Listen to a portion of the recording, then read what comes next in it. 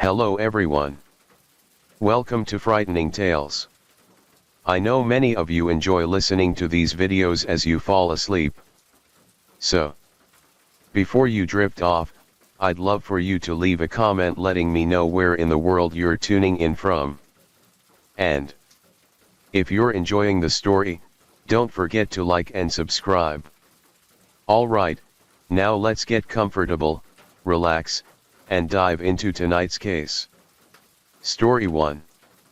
Day 8 in the search for missing University of Florida student Christian Aguilar. A missing University of Florida student is growing more intense. At least 100 people have joined the search party. Here is Christian Aguilar. Authorities say the missing 18-year-old University of Florida student was last spotted at a Best Buy in Gainesville. 18-year-old Christian Aguilar was a freshman at the University of Florida. He was a talented young man and obtained a scholarship to the university studying biomedical engineering. His brother described him as quiet and shy and said it took him a while to open up to people, but when he did, he was incredibly funny and charming with lots of charisma. While at university and living in Gainesville, he and his longtime friend Erica Freeman, who'd been known since school, became an item. From this point on, the pair were joined at the hip. Carlos, Christian's father, said he had never seen his son so happy as when he was dating her. Erica described them as soulmates and believed that one day they would get married. September 20, 2012 would seemingly start as any other day. As usual, as soon as Erica finished her classes, she sent Christian a text message to arrange a meetup. At this point, they'd been dating a little while, but their relationship was blossoming and they spent every day together. Always quick to respond.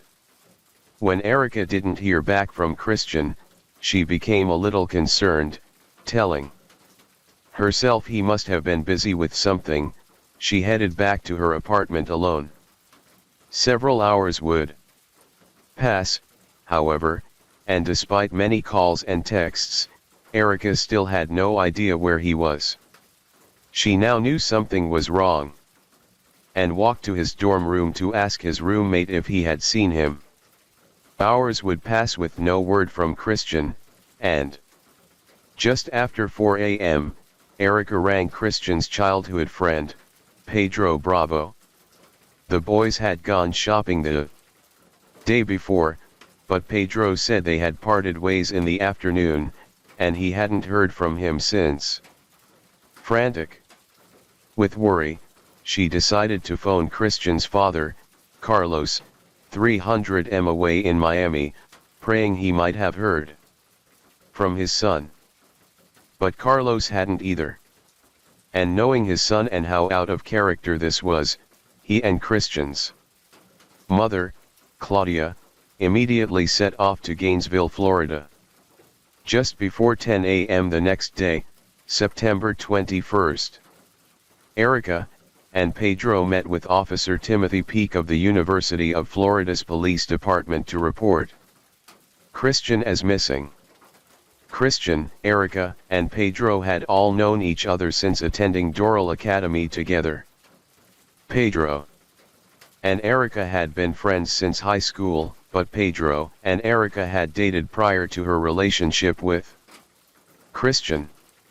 It hadn't worked out, and she had ended the relationship shortly before going to college. Although Pedro had been upset about the breakup, he soon moved to Gainesville himself, and it appeared that the trio from school were back together. Christian and Erica had yet to tell Pedro about their relationship and were waiting for him to be in a better place mentally before they broke the news. Growing more concerned by the hour, Erica made the police aware that Christian had suffered from depression, and this rang more alarm bells. They wondered if maybe Christian had attempted to hurt himself in some way. So, officers headed out to his apartment. They found absolutely nothing. Not a thing was out of place, and there were no obvious signs of anything being disturbed. Pedro and Erica were both interviewed separately. Pedro said that the previous day he and Christian had left campus in Pedro's car. Christian got his flu shot and then they had driven to a Best Buy store to buy a CD and grab some lunch. Well, let's go back and visit a couple things that you told me. 1. You got a CD from Best Buy when y'all went there. Did he listen to the CD? Did he play it? Did he open it? Yes, he did open it. Did he have a backpack or anything? Yeah, he had a backpack. Yeah. Anything else that you remember that I need to know about? Where y'all went? What you did? All that kind of stuff. We ate at Zaxby's Chicken. We went to Best Buy. Lunch. You ate at Zaxby's Chicken. I ate. He didn't eat. I got dressed for it. He didn't eat anything. Then we went to Best Buy. And after that, I don't know. We spent a few minutes fidgeting because my car, it takes music CDs and it eats them, too. Did he take his CD with him? Yeah, he took his CD. Oh, no.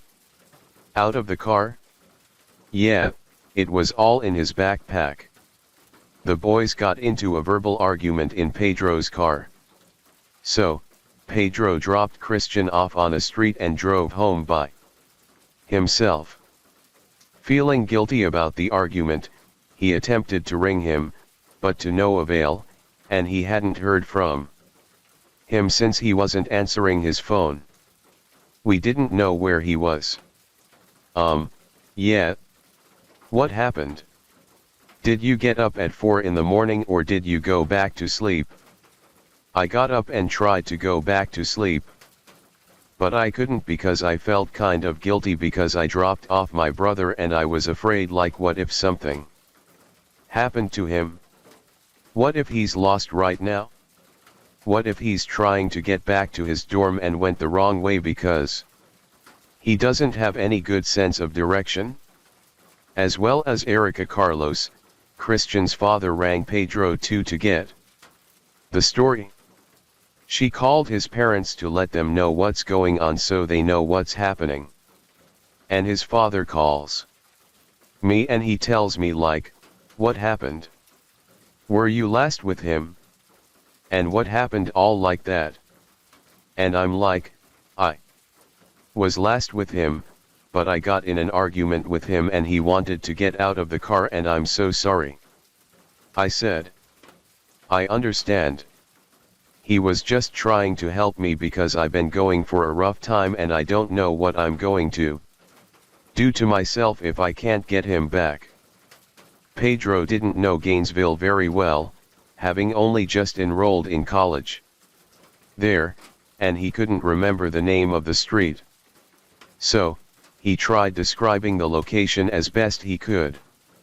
The area that Pedro appeared to be talking about was quite notorious, known for crime and drugs, and police began to worry that something had happened to him there. Police checked the CCTV cameras from Best Buy and quickly picked the pair up.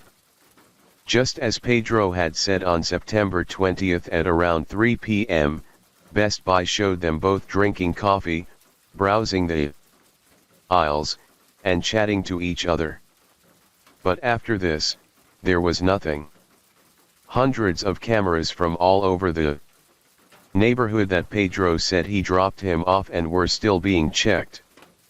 Days worth of footage from local businesses and homes were being gone through with a fine-tooth comb, and Christian wasn't on a single one of them.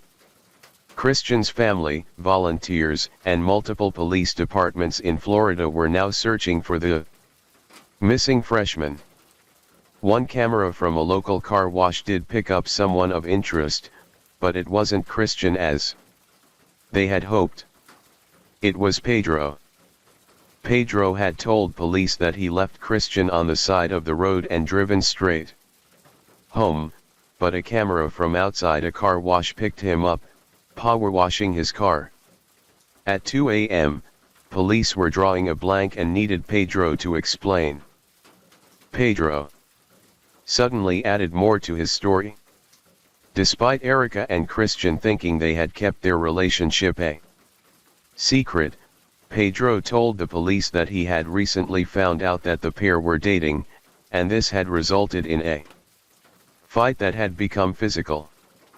After finding out that his ex-girlfriend and good friend were now dating, it had upset him.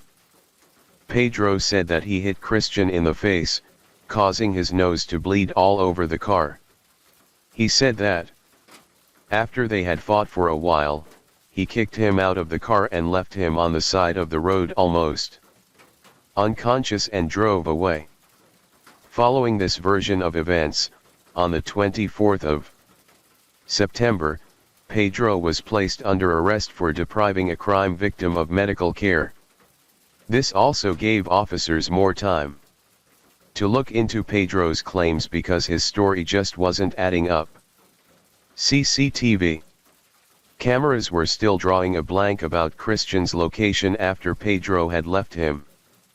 But one thing remained clear. The last person known to have seen him was Pedro. Alongside the blood in his car and the footage of him washing his vehicle at 2 a.m., police were looking at Pedro for more answers. Officers obtained a warrant to search his apartment. What they found truly shocked them. A receipt dated just a few days before Christian was last seen was retrieved. Following up on the date and time on the receipt, CCTV cameras had picked Pedro up. He was seen buying a shovel, duct tape, and sleeping pills.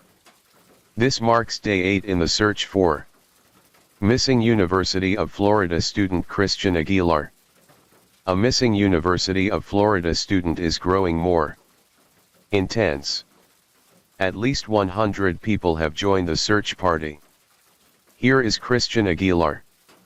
Authorities say the missing 18-year-old University of Florida student was last spotted at a Best Buy in Gainesville. Also found in Pedro's apartment was Christian's backpack. Although they had yet to find Christian, they knew that he was no longer alive. And this was now a murder investigation. We have to start thinking the worst. The evidence was irrefutable. Pedro Bravo was subsequently arrested for Christian's murder.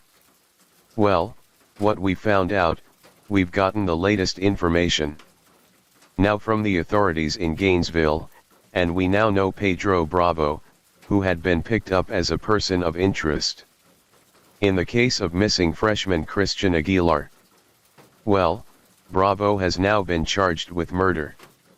There is no body, though, that has been found so far. After 3 weeks of searching in an area around 60 miles from Gainesville, local hunters found human remains buried in a shallow grave. Using dental records, it was confirmed that the body was Christian Aguilar. An autopsy confirmed that he had been strangled and his ankles and wrists were both bound with duct tape. Pedro Bravo was still being investigated for the murder. But how and why had things possibly come to this? It all started years prior when Pedro Bravo developed a dangerous obsession with his now ex-girlfriend, Erica Freeman. Pedro was fixated with Erica, and when she broke up with him, he spent the next few months campaigning to win her back. When he found out that she had moved on, he set a plan in motion to remove Christian from the picture. Erica and Pedro had began dating as sophomores. Although initially things seemed to be going well, Erica became unhappy and decided she needed to end the relationship. She tried to break up with him several times, but Pedro warned her that things would never be the same if she left him. Out of fear, Erica agreed to stay.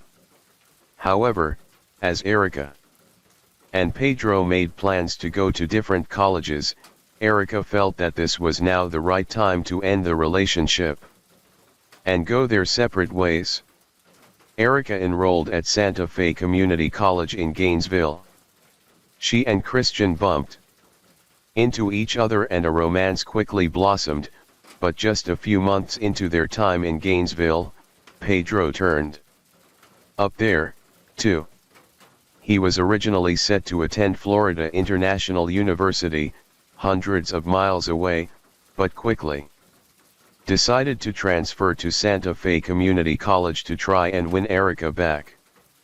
But Erica and Christian were now dating and very happy together. Pedro asked Erica several times if her and Christian were together, but Erica said they were just friends. The pair were conscious of Pedro's state of mind as he was clearly still mentally in a bad place. Pedro had frequently spoken about committing suicide after the breakup. So, Erica and Christian decided to keep the relationship a secret until they felt Pedro was ready to accept it and in a better headspace. Little did they know, Pedro was already well aware of the relationship and was completely consumed and enraged by it. Another item was recovered from the search of Pedro's apartment. It was a journal. It showed the extent of his obsessive thoughts and feelings and the lengths he was willing to go to. Endless pages of drawings, poems, quotes, and lyrics. Love letters to Erica, and threats to Christian filled the book. Paragraphs and paragraphs of speeches saying things such as, "I can do this. I believe in myself. I will do it. I can win her back. I will win her back. No one will stop me. I will get into Gainesville and get her back. I will get out of Miami and into University of Florida." 1. Entry from July read, "I'm scared she might end up with Chris." He then wrote underneath, "You are overreacting again. Remember that Chris goes to University of Florida and Erica goes to Santa Fe, so limited conversation in contact. Plus, they don't talk much and he lives on campus. They got separate classes and schools. Plus, you have time." His obsession with the pair of them was growing and completely consuming his life. On September 20th, Pedro had contacted Christian asking if he wanted to meet with him and go shopping. Pedro told Christian he wanted to confide in him about his depression and suicidal thoughts and get his advice. Worrying that he may have been trying to meet him to talk about his relationship with Erica, Christian was hesitant about going, but eventually he decided he would go as the pair would be out in a public place and it felt safe. In the parking lot of Walmart, as they sat in Pedro's car, Pedro subdued Christian using sleeping pills and a bottle of Gatorade and strangled him with a belt. Pedro's phone showed that he was in the Walmart car park for 2 hours that afternoon. He then put his phone in airplane mode for 5 hours and drove to a swampy area where he attempted to bury him. Logs from his iPhone 4 showed that the torch had been used 9 times for a total of 48 minutes that night. On the way home, Pedro stopped to get food at McDonald's and then went to wash the dirt off his car, but experts managed to find soil in the undercarriage of the vehicle. The shovel Pedro was seen buying also matched the soil that surrounded Christian's remains. In August 2014, almost 2 years since Christian's body was found, the trial of Pedro Bravo began. He entered a not guilty plea. Pedro's former cellmate, Michelangelo, took the stand and testified that Pedro had told him it had taken him 13 minutes to kill Christian, and he had originally had several plans for how he was going to carry out the violent attack. Michael also led officers to where Pedro had told him he had hidden the shovel under a wooden walkway at his apartment complex. I think originally he said that he was going to try to poison him with a mixture of sleeping pills and pesticide and mixed with soda or something like that. I guess soda. And his backup plan was to have a knife, to cut his throat, after he had got back in the driver's seat, and he was, I guess riding around to dispose of the body that it was making a sound like, and that's the reason that he held onto the driving strap while he was riding around, because it freaked him out. He said at one point Pedro panicked as he almost got caught by a security guard driving past the vehicle as he was strangling Christian. He drove a little bit more, but at that point him and Christian got into a verbal argument and Christian requested that he be dropped off, at which time Pedro dropped him off and then Pedro went home.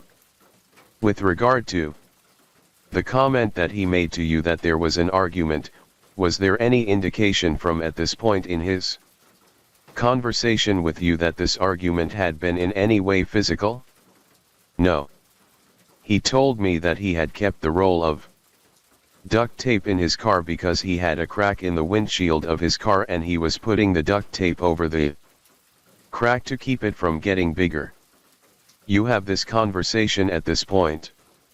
Is he telling you he believes you and Christian are dating? Well, he asked me and I told him that we're not. So, I lied to him saying that we were not dating. I didn't think he was ready to hear that at that time. A very sensitive point in his life, I suppose.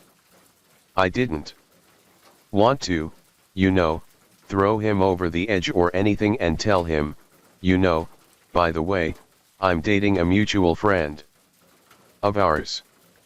I didn't think it was the appropriate time, especially how he was acting and what he was claiming that he was going to do. Pedro took the stand in his own defense, and he was the only witness the defense team called to the stand during the TOW trial. The discussion is getting very heated now.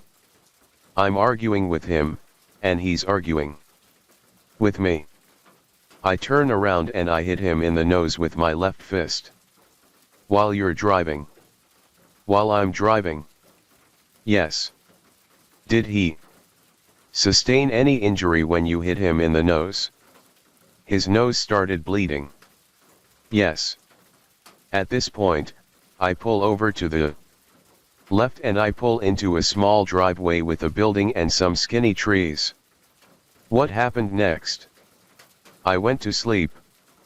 I believe I got a call around 4 o'clock in the morning. Erica was calling me. She said, "Have I heard from Chris that I know?" What was going on with Chris? He hasn't been back in his dorm room. He hasn't been anywhere in his room. She said. I asked her why was she trying to ask about Chris? Why is her concern?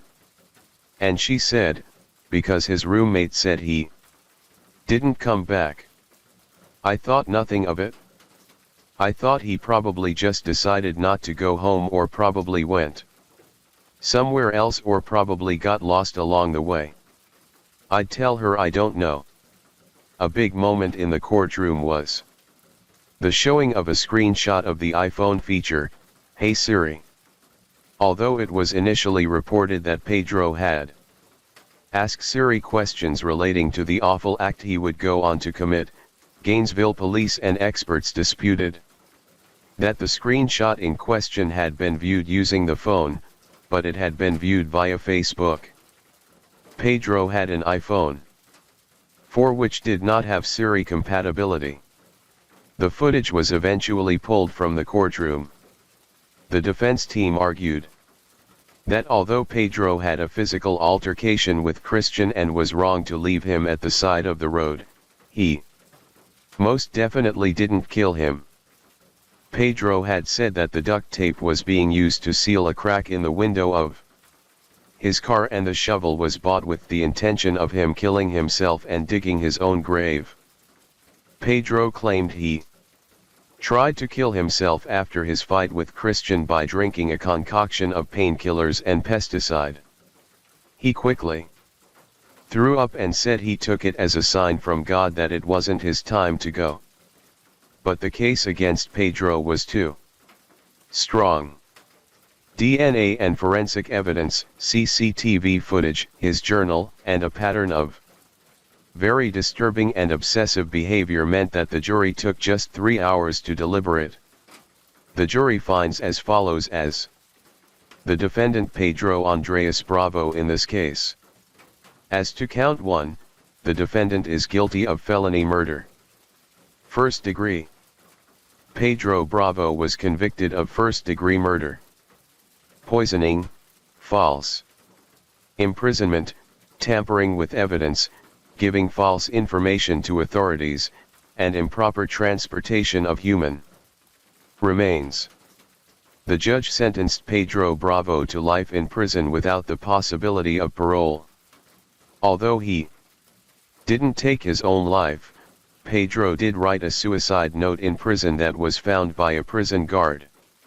An extract of the note read, "I'm a monster for hurting Chris."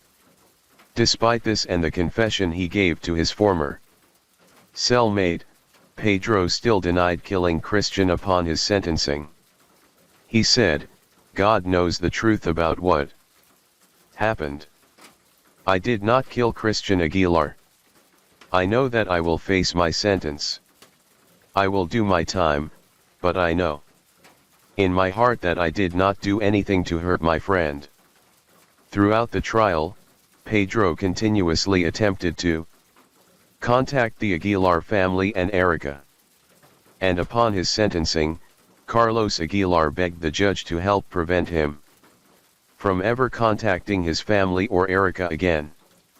The Aguilar family were relieved and satisfied with the verdict. Carlos said, "The reality is the verdict will not bring my son back, but Pedro was held accountable. I promised Christian at his burial there would be justice." The funeral for Christian Aguilar was held in Miami. It was open to the public and packed out.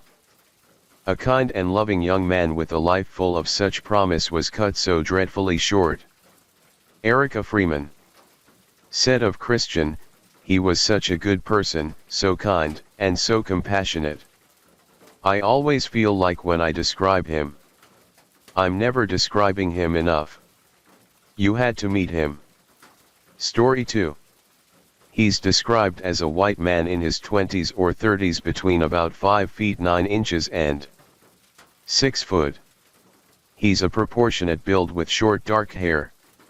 He is a detached, arrogant monster who is a danger to the public.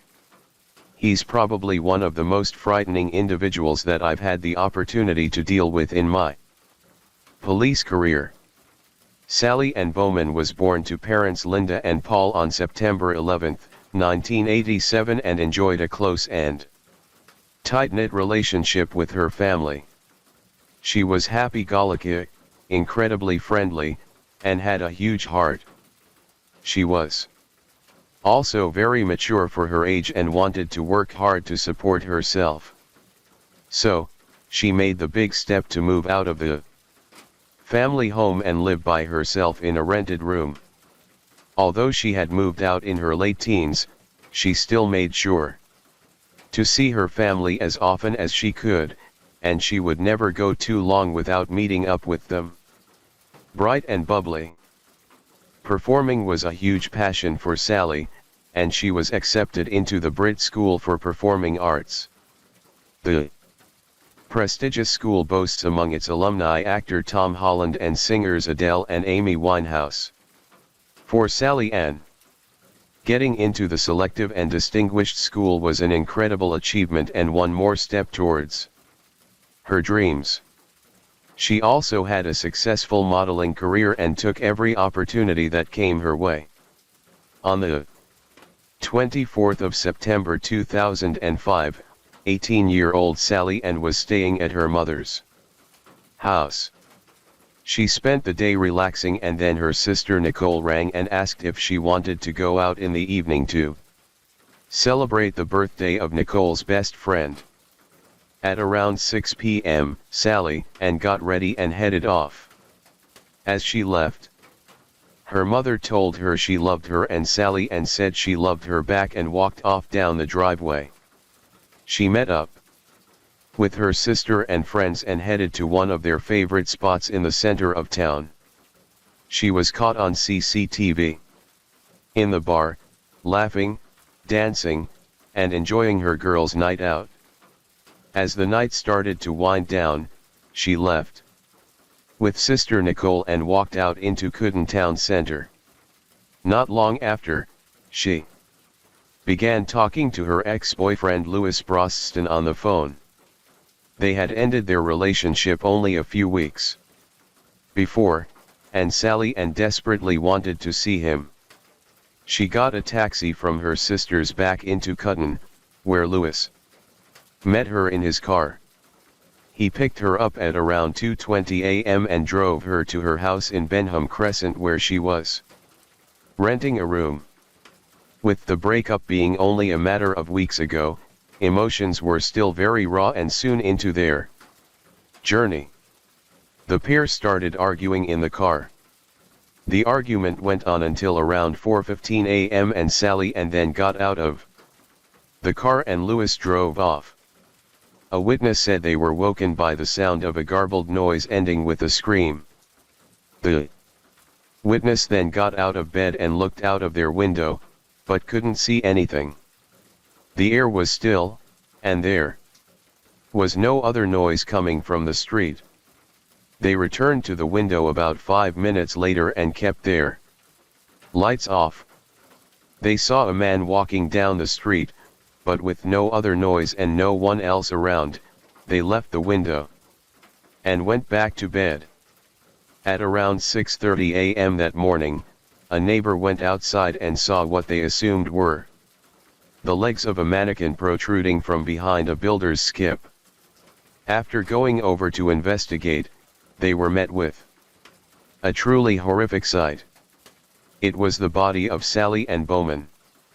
She was partially clothed and it was clear that she was deceased. Police quickly arrived on scene and sealed off the area. The murder squad was called in and an investigation swiftly got underway. This would become the largest investigation London had ever seen. Linda Bowman heard knocking at her front door. She said she assumed it was Sally and she had been locked out. As she opened the door, she was met with 3 police officers who asked her if she was Linda Bowman and if she knew Sally, and she explained that Sally Ann was her youngest daughter. The officer then told her the devastating news. Her beloved child had been found stabbed to death. She said, "I just remember screaming, absolutely screaming. I just couldn't believe it. My whole world fell apart." Police then had to break the news to her sister, Michelle. Michelle said, "I remember something leaving me that day, and it's never ever come back." Within a few hours of the investigation being launched, her sister and mother were faced with the terrible ordeal of formally identifying her body. Michelle said, "I remember going into the, and for a split second, I thought it wasn't her because her hair was dark, and I just moved forward and saw her little button nose and her freckles, and that was it." Her devastated mother said she fell apart upon seeing Sally Ann's body, and Michelle was crying. "Please wake her up, Mom. Please wake her up." 2 days after Sally Ann had been found, her family made the incredibly difficult decision to find out more from the police. Stuart Cundy went to Linda's house with other officers to talk the family through it. What happened in the few minutes following Sally Ann getting out of Louise's vehicle remains unclear. But what investigators were able to piece together was that Sally Ann was standing alone in the driveway of her house, less than 10 meters from the safety of her front door when she was caught off guard in a frenzied and violent attack. During the attack, Sally Ann Bowman was stabbed at least 7 times, with 3 of the stab wounds being so strong they passed through her body. There was also evidence to suggest that she had been sexually assaulted post-mortem. She had also been bitten several times, which had left DNA evidence. The peace and tranquility of this quiet suburban street had been shattered, and a sadistic, violent killer was now on the run. Her ex-boyfriend Louis was quickly identified as a suspect, as he and Sally Ann had fought the night she was killed, and he had been one of the last people to see her alive. This was soon made a focus of the investigation. Officers quickly mobilized, and the hunt was now on to find Louis Broston. He was soon located with his brother and a friend. He identified himself and was subsequently arrested and brought in for questioning. Over the next 4 days, the murder squad questioned Louis and took samples of his DNA. He maintained he knew nothing about Sally Ann's murder until the police arrived to talk to him. His DNA sample was sent to be examined to try and ascertain whether or not it matched the DNA found on Sally Ann's body. It appeared to be an open and shut case, a lover's tip that had ended in tragedy. But when the call came from the Forensic Science Service, it was the news that nobody was anticipating. The DNA was a match, but not to Louis Broston. It matched a disturbing sexual assault cold case from 4 years ago, just a mile and a half away from where Sally Ann had been brutally murdered. Louis was released from custody following this evidence. The police were now in a race against time to find a killer whose crimes were not only seemingly escalating, but was capable of striking again at any time. The cold case in question was extremely disturbing.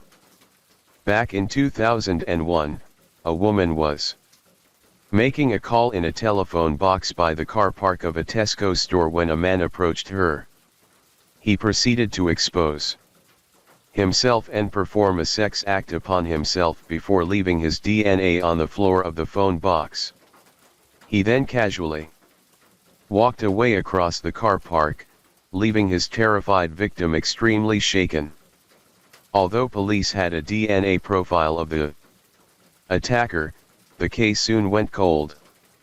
Officers who were now working on Sally Ann's case were faced with a horrifying question. If this person had attacked someone in 2001 and then murdered a young woman 4 years later, what had he done in the years in between? And how many more victims were there? And since he had now committed a brutal and frenzied murder, where and when would he strike next? It wasn't long before the worst fears of officers were realized. Less than an hour before Sally Ann Bowman was murdered on her doorstep, another woman had been attacked in nearby Sandstead Road. The woman in question had been standing on the street on her mobile phone when a man came up behind her. All he said was, "I'm sorry," before proceeding to hit her. Officers were convinced that had the offender not been disturbed by a taxi coming down Sandiest Road, the attack would have escalated. Before running away, he grabbed the victim's mobile phone. The call was still connected and the person on the other end of the line had heard everything. What is most disturbing is that the screams of the victim did not get quieter, meaning the man who had attacked her and grabbed her phone was hiding nearby watching what was happening. Thankfully, the taxi driver quickly got her into the car and drove her to hospital. The victim was able to provide a detailed description of the man who had assaulted her, and from this the police were able to issue an EID of the man they were looking for. Police believe this was the same man who less than 60 minutes later would go on to murder Sally and Bowman. He's described as a white man in his 20s or 30s between about 5 feet 9 inches and 6 foot. He's a proportionate build with short dark hair. The EID was widely circulated, which led to many calls from the public. Despite the publicity of the EID and many desperate to help, the break officers desperately needed in the case didn't come. The murder squad regrouped and returned to the DNA sample that had been found on Sally and Bowman's body. They knew this profile held the key to unlocking the case and catching the man responsible for this disturbing crime spree. Investigators strongly suspected that the killer was local to the area and knew it well. Based on this, police decided to conduct a DNA screening of the area. The task before them was huge. They had 6,000 addresses to go through, and every single one would need to disclose how many men lived at the property or were staying there the night Sally and Bowman was murdered. There were 4,000 men in the South Cordon area that fit the description. They knew the chance of the killer coming forward and offering his DNA was next to none, but they hoped that maybe a relative such as a brother or father might come forward, thus providing that crucial link. Despite the initial promise of the DNA testing center, 6 months after the murder, the investigation was slowing down and officers were running out of options. The people of South Cordon were living in fear. Not knowing where the killer would strike next left them terrified.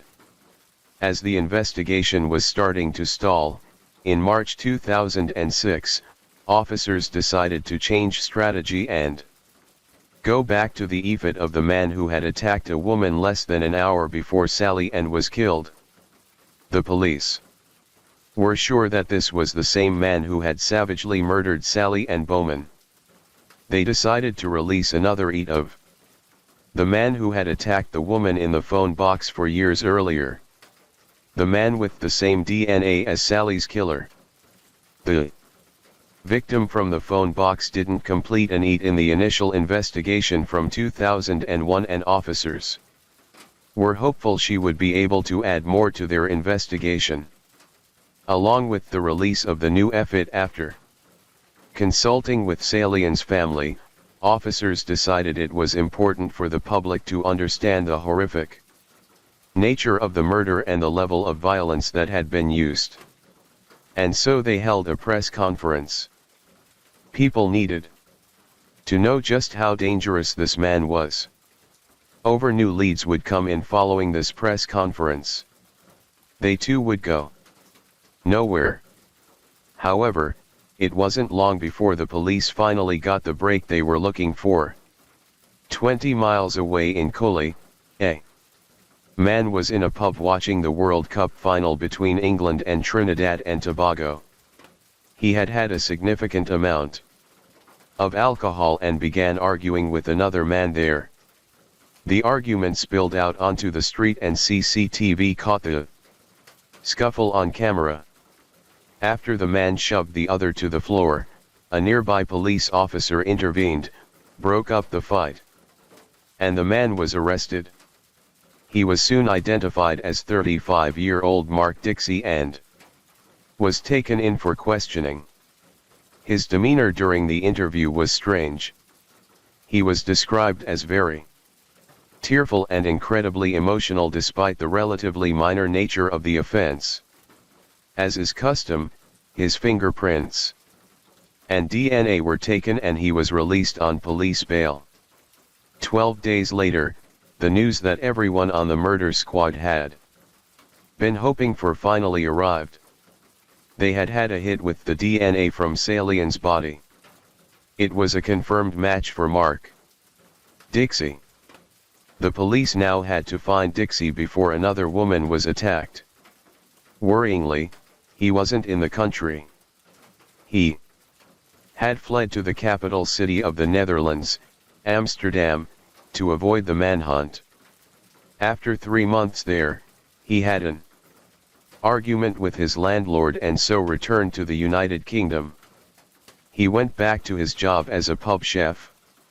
When he was arrested for the fight in the streets, he had told the police that the address of the pub was where he was staying. Knowing how dangerous he was and with the environment he worked in giving him access to knives, officers needed to get him out of the pub kitchen. As they were scouting the building to try and find a side entrance, Mark Dixie was coming out. Officers quickly apprehended him and brought him into custody. The arresting officer described putting his hand across Dixie's chest to stop him from running away. He said he could feel his heartbeat. His heartbeat never changed. And Dixie remained unusually calm considering the nature of the offense he was being arrested for. The only comment he made when he was being booked into the custody suite was, "I must have been mad to have done that." The following day, Mark Dixie was charged with the murder of Sally Ann Bowman. He remained silent as the charge sheet was read out. The family liaison officer Graham Bonitine called Linda at around 9 p.m. and asked if he could come to the family home. He was finally able to give the devastated Bowman family the news they had waited so long to hear. The man who had viciously taken Sally Ann's life was finally in custody. But who exactly was Mark Dixie, and how had he evaded capture for so long? Born in Strierdam in 1970, he had a troubled childhood. His parents divorced when he was 18 months old. His mother remarried and Dixie took the name Mark James MacDonald, using his stepfather's surname. But throughout his life, he would use 5 known aliases including Mark Philip Dixie, Mark James Down, Stephen MacDonald, and Shane Turner. During his childhood, he was also moved to a children's home. He soon developed a long rap sheet with his crimes taking place before it was mandatory to take a DNA sample upon arrest. In 1986, he robbed a woman at knife point in Stockwell, and he was sentenced to 6 weeks in prison. A year later, he was convicted of robbery, and in 1988, he received a 2-year sentence for indecent assault and assault occasioning actual bodily harm. In 1989, he was convicted again of indecent exposure and received a sentence of 80 hours community service. Another conviction came in 1990, after he assaulted a police officer. To the horror of investigators, this criminal activity was not limited to the UK. In 1993, Dixie moved to Australia but soon ran into trouble there. He overstayed his visa and the crime spree started again. In 1998, a 19-year-old Thai student was alone in her house in Perth when she heard noises coming from her kitchen. After going to investigate, she came face to face with Mark Dixie, who was wearing a stocking pulled over his head. He was also armed with a knife. She was stabbed 7 times and subsequently lost consciousness. He then proceeded to sexually assault her before stealing items from her house and fleeing. Thankfully, she survived the horrifying ordeal. The crimes didn't stop there. On New Year's Day in 1999, Dixie had spotted a young woman running along the road near Boonberry, a few hours south of Perth. He stopped his car ahead in the road before taking off his clothes and hiding in a bush. He then jumped out at the woman and asked her to perform a sex act. He received a fine of $750 3 days later, and in April of 1999, he was deported from Australia. Following the formal charge for Sally Ann's murder, the work for investigators was just beginning. Over the next 18 months, the police painstakingly pieced together Dixie's movements to try and explain how and why he had murdered 18-year-old Sally Ann. They needed the case to be watertight. They spoke to friends and those who knew him and learned that he had been out on the 24th of September celebrating his birthday. The same night he had killed Sally Ann. He went out with friends to a pub on Brighton Road, only a few hundred yards from where Sally Ann had lived on Benham Crescent. Birthdays were very important to Dixie, and previous partners said he always expected something significant on his birthday. That night his partner hadn't gone out with him while in the pub. He called her, and when he returned to the table his friends said he was like a completely different person. He was withdrawn, subdued, and clearly angry, and spent the rest of the evening drinking in excess and taking more drugs. When the pub closed, he and two female friends left for Endale Road, where he was going to stay with them. This too was only a few hundred yards from Blenheim Crescent. The two women headed to bed in the early morning hours, but Mark Dixie didn't. Police believe that he left the property sometime between 2:30 and 3:30 a.m. Police also believe he took a knife with him as he left, with the intent on finding a woman and attacking her. Investigators strongly suspect he was the person that attacked the woman on Sandystad Road and was frustrated when he failed to carry out his fantasy. After he ran away to nearby Blenheim Crescent, it appeared that Sally Ann Bowman was tragically in the wrong place at the wrong time. Officers theorized that after murdering Sally Ann he didn't leave the area immediately, but instead hid to see if any neighbors would come out to investigate. No neighbor appeared, and no lights in the houses went on. He didn't know, however, that a witness had heard Sally Ann scream and was looking out of her bedroom window while keeping her bedroom light off. Police believe the man she saw walking back in the direction where Sally Ann was found was Mark Dixie. Assuming nobody was watching him, he returned to the body and sexually assaulted her.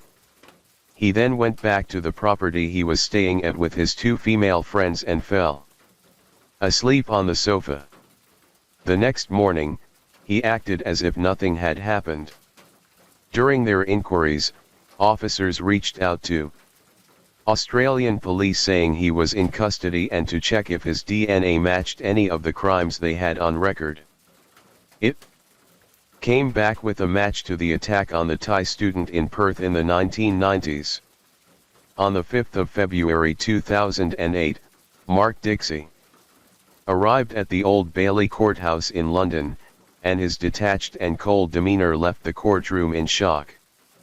During the trial, the Thai woman from Perth gave evidence that Dixie had stabbed and raped her in 1998. He has yet to be formally charged with this attack, though a DNA sample from her underwear has been matched to him. Dixie's defense was staggering. He admitted to being the rapist and leaving his DNA on Sally Ann's body. He said he had stumbled across what he thought was a drunk girl lying unconscious and took the opportunity to sexually assault her. He said he was not the man who had taken Sally Ann's life, but that the real killer was still out there. He never once offered an explanation for his appalling crimes. Before long, it was time for the jury to deliver their verdict. Mark Dixie was found guilty in a unanimous decision. He received a mandatory life sentence with a minimum term of 34 years. This is among one of the longest minimum terms to ever be given to a single murderer. This also means that, before he can even be considered for parole, he will be at least 70 years old. He began his sentence at Belmarsh, a Category A prison. A Category A prison is reserved for highly dangerous offenders that pose great risk to the public. He was then moved to Longlarton prison after other inmates threatened to attack him at Belmarsh. In 2014, it was revealed that he had been moved again to another prison, HMP Franklin. This too was for his own protection. DCI Chrysler Pear, who was part of the murder squad, described him as one of the most frightening people he had ever encountered during his entire career. Due to the importance of DNA solving her daughter's case, Linda Bowman is a vocal advocate for a compulsory DNA database. She believes that had DNA not been found, Louis Broston may have been wrongfully convicted. Stuart Cundy, who led the investigation into Sally and Bowman's murder, agreed, saying, "It is my opinion that a national DNA register with all its appropriate safeguards could have identified Sally's murderer within 24 hours. Instead, it took nearly 9 months before Mark Dixie was identified and almost 2.5 years for justice to be done." Their calls for a DNA database were rejected by ministers and other politicians who argued it would be impractical as well as have negative implications for civil liberties. After years of denial, in January 2015, Mark Dixie finally confessed to murdering Sally and Bowman. In 2017, Mark Dixie was charged with yet more offenses, and it was revealed that someone had been wrongfully convicted for some of his depraved crimes. In 2003, a Dutch national named Romano van der Dusen was convicted of raping 3 women in the Costa del Sol. He served 12 years in a Spanish prison and was routinely attacked by fellow inmates. Horrifyingly, the real rapist Mark Dixie was a free man.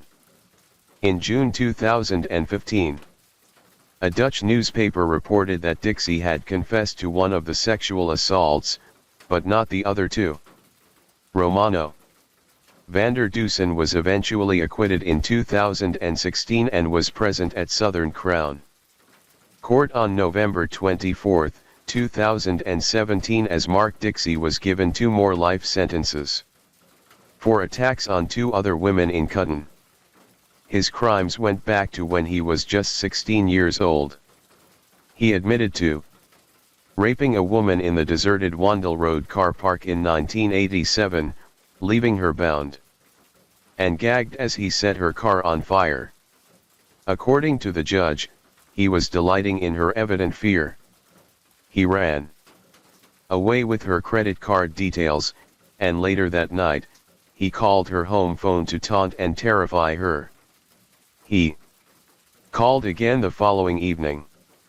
The victim was so traumatized, she moved to the country to be as isolated as possible. He also confessed to hitting a woman over the head with a chef's iron and then dragging her to an isolated spot on Selden Road in 2002 where he indecently assaulted her. The victim had been leaving messages on her boyfriend's phone as she walked home, but on the last message, she could be heard screaming and dropping the phone. Dixie was only stopped when a concerned neighbor scared him off. He later used the victim's mobile phone that he had taken from the scene to call her boyfriend and brag about what he had done to her. The victim was left with multiple skull fractures. Mark Dixie's cold-hearted and detached manner was evident. He said it could have been worse. When Mark Dixie was convicted of these attacks in 2017, Chris Lilley-Pear, who had been on the team investigating Sally Anne's murder, said, I hope today's sentence will bring a small measure of closure to these two women. With the advancement in forensic technology, we were able to link Dixie to these offenses and bring him to justice. Although the sentence will never bring their beloved daughter and sister back.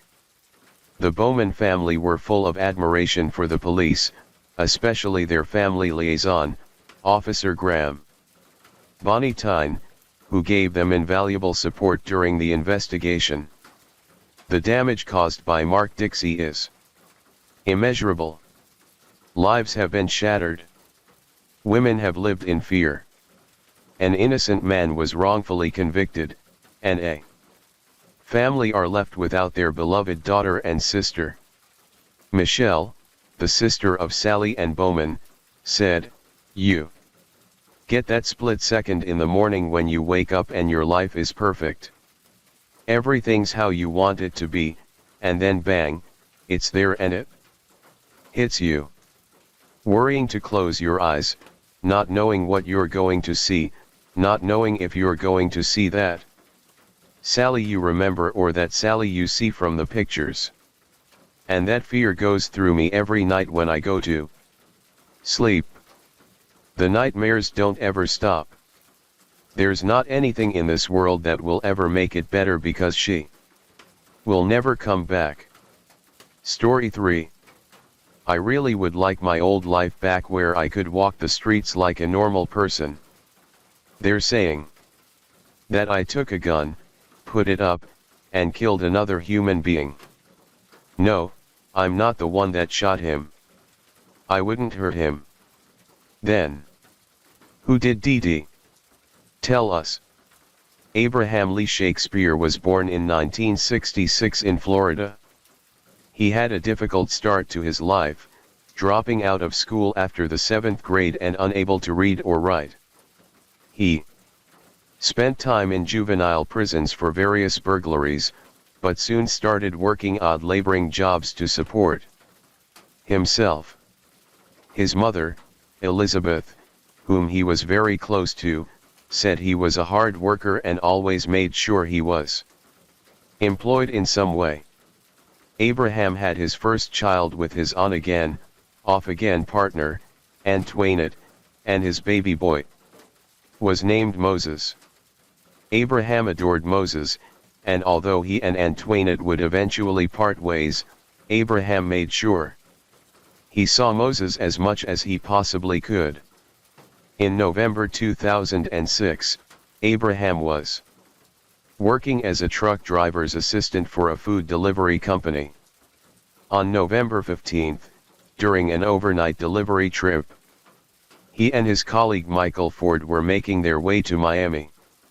They made a stop at a local Town Star convenience store in Frostproof.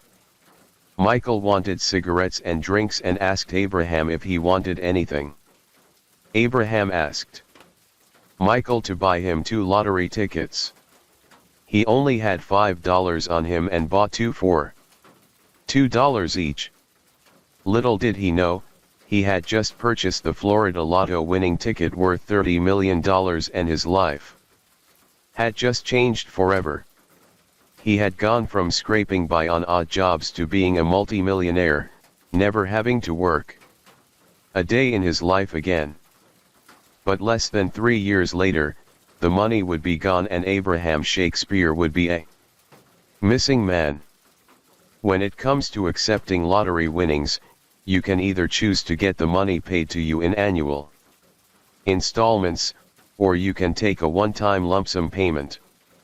Abraham Shakespeare chose to take the lump cash sum of $17 million before tax. In January 2007, he purchased a beautiful home in a gated community in Florida for $1.1 million. He also put $1 million into a trust fund for his son. But after this, he wouldn't really make any other large purchases for himself, instead choosing to gift or loan the money to other people. Later, in April 2007, Abraham was approached by his old truck driving colleague, Michael Ford. Michael demanded a share of the money on the basis that he had been the one to purchase the tickets for him. He refused to pay, resulting in Michael suing Abraham. Michael then alleged it was in fact him who had bought the ticket for himself and then kept them in his wallet, and Abraham had stolen them. However, the jury did not believe the story, and in October 2007, after just an hour of deliberation, they ruled that Abraham had not stolen the tickets and Michael Ford received nothing. Abraham had become somewhat of a local celebrity off of the back of his lottery win. And it wasn't long before people wanted a piece of his new lifestyle. Abraham was described as someone who thought with his heart rather than his head, and as a result was incredibly generous with his substantial fortune. He paid off people's mortgages, gave people huge loans and gifts, and paid for medical bills and funerals. Abraham was kind in giving, not just with those close to him, but with strangers, too. He also returned the favor to people that had helped him when he was struggling for money. But people said he soon grew tired and frustrated with the appeals for money from everyone. Really would like my old life back where I could walk the streets like a normal person, but got people coming up asking for money. Friends and family, hangers-on and total strangers would all call and write to him, constantly asking for all manner of financial help. The mother of Abraham's second son, Jeremiah, was a lady named Centuria. She said that even prison inmates sent him letters asking for money. Her brother said that he had spent the morning with Abraham and that his phone had rang 8 times during the half an hour. All of these calls were from people asking for something. In November 2009, Cedric Edom, Abraham's cousin, phoned the Polk County Sheriff's Office to report him as missing. Abraham's friends and family said they hadn't heard anything from him since April 7 months ago. They wondered if he had perhaps taken his winnings and moved somewhere to start a new life. Others believed he had grown tired of people entering his life purely for the purpose of getting money and he had stepped away from the public eye to protect himself. The spotlight he had suddenly been thrust into had ultimately taken a toll on him. And this theory didn't seem impossible. But Abraham's mother, Elizabeth, said he would never have left without telling her. 7 months was a long time to go with no contact. And the police immediately began an investigation. One of the people that had come into his life after his big win was a woman named Dice Donegan Moore, known to everyone as Dee Dee Moore. A lot of people in Abraham's life had mentioned Dee Dee's name as someone that might be able to offer more information. Dee Dee had previously worked as a nursing assistant before moving into the offices of a healthcare company. As well as this, she had other side businesses she was pursuing. She alleged that she was making around $10,000 a month from selling Nexel prepaid phones and was also making an extra $30,000 a year by selling Mary Kay products. But Dee Dee was spending the money faster than she was getting it. And she was in debt with credit cards and on car and house leases, too. Dee Dee Moore's relationship with Abraham Shakespeare began when she started talking to Abraham's real estate agent, Barbara, about a new book she was working on. It was a story about rags to riches, and Barbara suggested she meet and talk to Abraham. However, when she met him, Dee Dee said it was clear that he didn't need a book writing on him. He needed someone to help him organize his finances. Although Abraham had been a multimillionaire just several months prior, he actually had little left as most of it had been given away. Dee Dee wanted to act as a financial advisor to Abraham and help him start a business to his money. The pair set one up in Abraham's name with Dee Dee in control of the funds. Dee Dee began her new business venture by giving herself a cool $1 million, buying several cars, expensive jewelry, and going on a lavish holiday. She said this money was a gift from Abraham as a thank you for helping him. But over the next few months, Abraham's money began to dwindle even more. Hundreds of thousands of dollars were now being shifted around into various accounts, including Dee Dee's business account for her own company, American Medical Professionals. At the end of February 2009, the balance of Abraham Shakespeare LLC Bank of America account stood at just over $44,000. Dee Dee seemed more than happy to help the authorities and told them, as well as Abraham's friends and family, that Abraham had grown so tired of people asking for money, he just wanted to disappear. And at his request, she helped him do just that. But while Abraham was missing, Dee Dee moved into his house. She said she had purchased the home from him for $655,000, which was all part of an elaborate scheme that she and Abraham had. She also told authorities that he had transferred most of his money and assets over to her before he left town, but no receipts were found to back this up, and police immediately became even more suspicious of her. They asked Dee Dee if she could get in touch with him. She said, although she had been messaging him frequently, she couldn't reveal where he was hiding. Police decided to look into Dee Dee Moore's background along with her computer and both hers and Abraham's bank accounts. This began the start of a lengthy and complex investigation. Dee Dee had a very checkered past, having been convicted of multiple crimes, including insurance fraud, falsely reporting a crime, shoplifting, and writing bad checks. She had once taken out a loan to buy a new Lincoln Navigator, a loan which she soon realized she couldn't make the repayments on. When the vehicle became close to being repossessed to get out of making payments, she staged a particularly shocking scene. She hid the car in a garage and reported that she had been kidnapped and sexually assaulted before the perpetrators stole her car. Investigators claimed she had taped her own wrists and threw herself out of a moving vehicle to embellish the story. She even went as far as to take a rape test kit. She eventually pleaded no contest and received probation. Further down the line, she was accused of stealing tens of thousands of dollars from people with the intention of helping them set businesses up, only to leave with the money and never contact them again. During the months Abraham had been missing, his friends and family had been receiving text messages from him. Although this would normally be a positive sign, it was actually a massive red flag as Abraham never texted.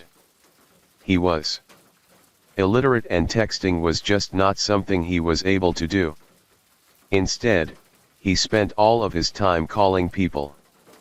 Analysis of Abraham's phone records showed he was taking and making calls consistently throughout each day. But on April 6, all of these calls stopped and they were replaced by the odd text here and there. It was becoming more and more obvious that something had happened to him in early April. In late December 2009, Dee took Abraham's mother, Elizabeth, out to dinner. Dee had recently bought Elizabeth a prepaid phone, and while at the restaurant, Elizabeth received a phone call from a private number. On the end of the line was someone claiming to be her son. She immediately contacted the police, who took less than 24 hours to work out the phone's number and GPS location. When the police tracked it down, it appeared to be set stationary in Lakeland Mall. As soon as the officers pulled into the parking lot, they spotted Dee Moore's car. She was pulled up alongside another car and handed something to the man in the driver's seat. As soon as she drove off, officers surrounded the vehicle. They saw that it wasn't Abraham Shakespeare at all. It was a man named Greg Smith. Greg was an old friend of Abraham's. He owned a barber shop and Abraham used to do odd jobs for him. After winning the lottery, Abraham had given Greg a loan of just over $60,000 to help Greg's mother pay for her house when it went into default. Greg was paying this back in monthly installments. When the police asked Greg what was going on, he said Di had handed him $300 in exchange for phoning Elizabeth, posing as Abraham. But Greg, along with many of the people that Dee had spoken to, believed that Abraham was in hiding and didn't want to be found. He felt he was helping Abraham stay safe and under the radar and wanted to stop Elizabeth from worrying. When police told Greg that they believed Abraham was not safe and well and they suspected Dee knew more than she was letting on, Greg was shocked. He agreed to help the police and pass information on to them. Greg fit a hidden wire into a Red Bull can and took it along to every encounter he had with Dee. Although Greg's actions were initially suspicious, police knew that he too had been a victim of Dee Moore's manipulation. While under surveillance, Dee asked Greg to deliver a handwritten letter to Elizabeth. This was going to be a fake letter from Abraham and would be another attempt to stop people looking for him. But Abraham couldn't read and couldn't write. And this would have ultimately drawn more attention to Dee if Elizabeth ever got hold of the letter. Fortunately, it was intercepted by the police via Greg before Elizabeth could read it. As well as Greg Smith, Dee had offered Centuria Butler a $200,000 house if she agreed to lie and say that Abraham had visited her one night. She also paid Abraham's cousin $5,000 to deliver a card to his mother, saying that too was from Abraham. Police knew the answer to what had happened to Abraham lay with Dee Moore, and the evidence against her was rapidly starting to mount. Dee was now panicking and decided to show the media a video that she had filmed of Abraham, which allegedly added weight to her story that he had run away and left his old life behind. A lady named Judith was a longtime friend of Abraham and someone that had become a business associate of Dee. She revealed that Abraham had raised concerns with her about his finances and he wanted to look into them at the bank. When she told DEI about these concerns, Dee told her to stop him getting into the bank as a lot of the money was no longer in the account. This allegedly happened in March of 2009. Just 1 month before Abraham disappeared. On the 13th of January 2010, Grady Judd told the public that the police believed Abraham had been the victim of a crime. And just a day before the conference, Grady Judd named Dee Moore as a person of interest. It appears, and I'm very cautious, that Abraham Shakespeare is broke. We certainly hope that the Confidence Act that Dee Moore is involved in to make it appear that Abraham Shakespeare has disappeared with money is correct and he's alive and well. But our investigation doesn't lead us to believe that at this time. Several days after this announcement, Dee responded just as they'd hoped.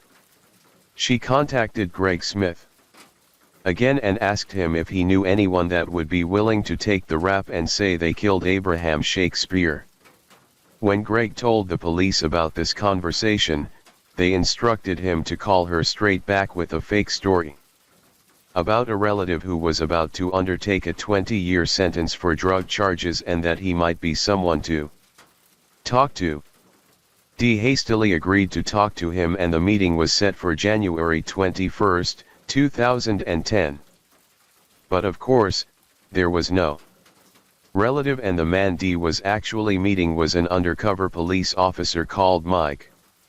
Dee told Mike that she did in fact feel Abraham was dead, but if he was, she had nothing to do with it. Mike said he needed more details if he was going to take the rap for a crime he didn't commit.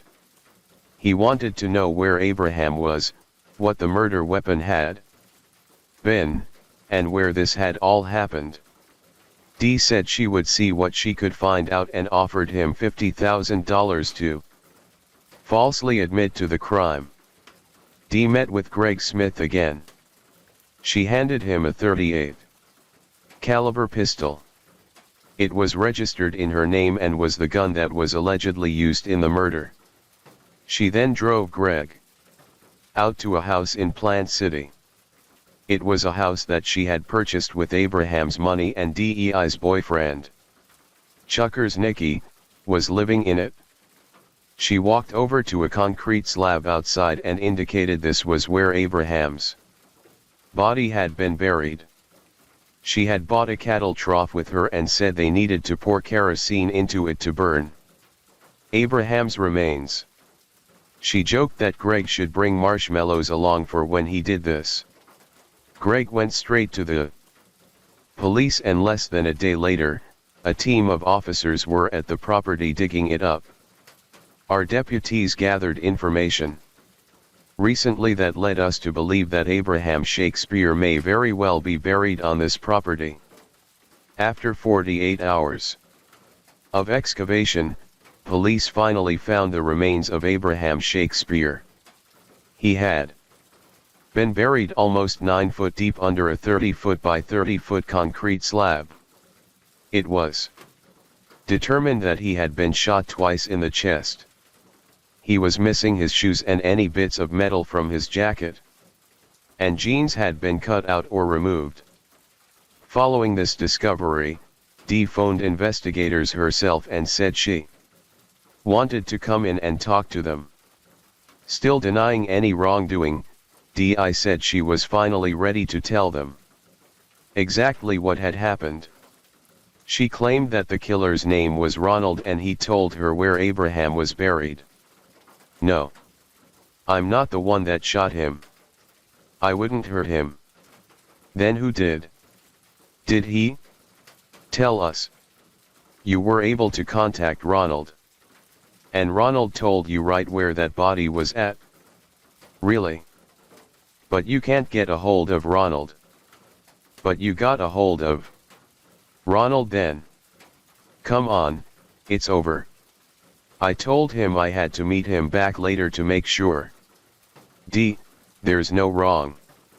She said that Abraham had been involved in a big drug deal gone wrong and that she had watched him get shot while drug dealers cleared out a safe of money. She claimed they decided to leave her alive so that she could continue to give them money down the line. I guarantee Ronald has killed him. I just know it because the man threatened to kill my son. I don't even know Ronald's last name, but Ronald was a character that she had fabricated while talking to Greg Smith while she was unknowingly under surveillance and being recorded. She had seemingly forgotten her own lies. Investigators didn't believe a word and asked DEI to leave the station. Over the next few hours, the Polk and Hillsborough County authorities worked hard to secure an arrest warrant. Alongside all the witnesses that could attest to being bribed and lied to by Dee, analysis of phone records added further weight to their case. When police had looked into Dee's phone data, it confirmed what they were already suspicious of. Whenever she and Abraham would text each other, both Phones would ping off of the same cell phone tower, indicating that she had his phone. On January 28, 2010, James Moore, DEI's ex-husband, was interviewed. He said that Dee had called him in the first 2 weeks of April 2009, asking him if he could dig a hole in her yard. She said she needed the hole to bury trash in. He claimed he dug the hole and left the property, only to return 2 hours later when Dee said she needed him to fill the hole back up. He said it was too dark by this point to see anything that was inside, but he covered it up at her request. From this, the cell phone record analysis and the fact that no one had seen or heard from him since April, it is believed that Dee Moore killed Abraham Shakespeare on the 6th or 7th of April, 2009. While the police were working hard on the case, Dee was working hard on clearing her name and telling anyone that would listen she had nothing to do with the murder of Abraham Shakespeare. Dee changed her story so many times she couldn't keep up with her own lies and lost track of the countless versions of events she had told. She said everything from he ran away with a fake passport to start a new life and avoid paying child support to he was dying of AIDS to there was a video of him with an underage girl circulating and he had to lay low to avoid being arrested. Dee even went as far to say that her own 14-year-old son killed Abraham, but police never believed a word of any story she told. And the more Dee talked, the more far-fetched her stories became. These impassioned interviews and pleas of innocence did nothing to help with the now overwhelming amount of evidence against her. On February 19, 2010, Dee Marie was formally charged with murder, and she pleaded not guilty. 3 years after Abraham had last been seen, Dee appeared in Hillsborough County Court to stand trial. She claimed she wanted to take to the stand and tell her side of the story, but her lawyers felt it was not a wise decision. Her lawyers said that it was entirely her decision to not take the stand. Throughout the trial, Dee was very animated, often sobbing hysterically, laughing or making outbursts at her lawyers. Although court officials turned off the microphones, Judge EMTT Battles frequently had to stop the court proceedings to address Dee directly and tell her to be quiet. On multiple occasions, Dee was caught pulling faces or blurting out statements at the jury for which she was reprimanded. I had an anaphylactic shock because they gave me a medicine called Bactrim for a kidney infection and I was allergic to it. So, I had an allergic reaction to it. My tongue swelled up really bad. The bottom line is that you've received the medical care you need, and in fact, Dr. Weaver is going out of her way, which is appropriate, to come here and make sure that she's going to spend a few minutes with you, make sure everything's okay. One other option has to do with the type of leg restraint that is essentially a bar on the leg. Ms. Moore, I've cautioned you throughout these proceedings that any gestures, facial expressions, audible comments showing approval or disapproval are not acceptable. I think I'm guilty by sitting there looking down at you. Ma'am, I'm going to explain for the last time. We are not going to bandy about these things. I'm telling you not to do it. Witness after witness came forward. Dee Moore arriving for court in a yellow blouse and armed with a pad and pen. She took copious notes as prosecutor Jay Pruner took over an hour detailing the case against her, including a string of stories she told investigators in both Polk and Hillsborough counties as they tried to figure out what happened to lotto winner Abraham Shakespeare. Within 60 days of having been divested of everything he owns to Dee Moore, all that's left of Abraham Shakespeare is his decaying body in a grave under a concrete slab behind a house that she bought on Highway 60 near Plant City. And all of a sudden she said, "And when?" "He died." So I looked over at her. I said, "Well, what you mean when he died?" Because she wanted to know about all of his assets. And she was like, "I can help you clean him out." Yes, your client used a lot of coercion to make up a big fat fib. This was a sketch that she made, a digging down 3 foot and in. And I would see a white substance that was in the ground. And once I get to the white substance in the ground, I would see his body. And the plan was she wanted me to burn the body. Do you recall ever seeing this firearm, sir? Yes. And where was it that you saw this firearm? In the safe. I received a phone call from Dee Moore. She woke up and she woke me up. She said, "Hey, I need to tell you something." And I said, "Okay, what?" She said, "I really need to tell you Abraham is dead." Did you pay attention to what was in the hole before you filled it? No, sir. Okay, did you see any debris in there? Do you recall? As far as I remember, there was, but I'm not positive. Okay. Did you recall seeing a body in there? No, sir. She wanted me to call Abraham's mother and tell Abraham's mother that I was him. Investigating Officer David Clark told the courtroom that Dee Moore had even made sexual advances towards him. He said, "My son, RJ shot Abraham twice. Abraham was trying to choke me. RJ walked in the room, grabbed my gun, and shot him. He was only protecting me like any son would do." She actually came toward me and she said that I wasn't going to get angry, that I was going to have sex with her. She said she was very attracted to me and hoped once her name was clear that I would pursue a relationship with her. It was also revealed that Dee had phoned her ailing father hoping he would take the rap for her. Donegan told investigators Dee asked for his help. Quote, "She said, 'Well, you're old.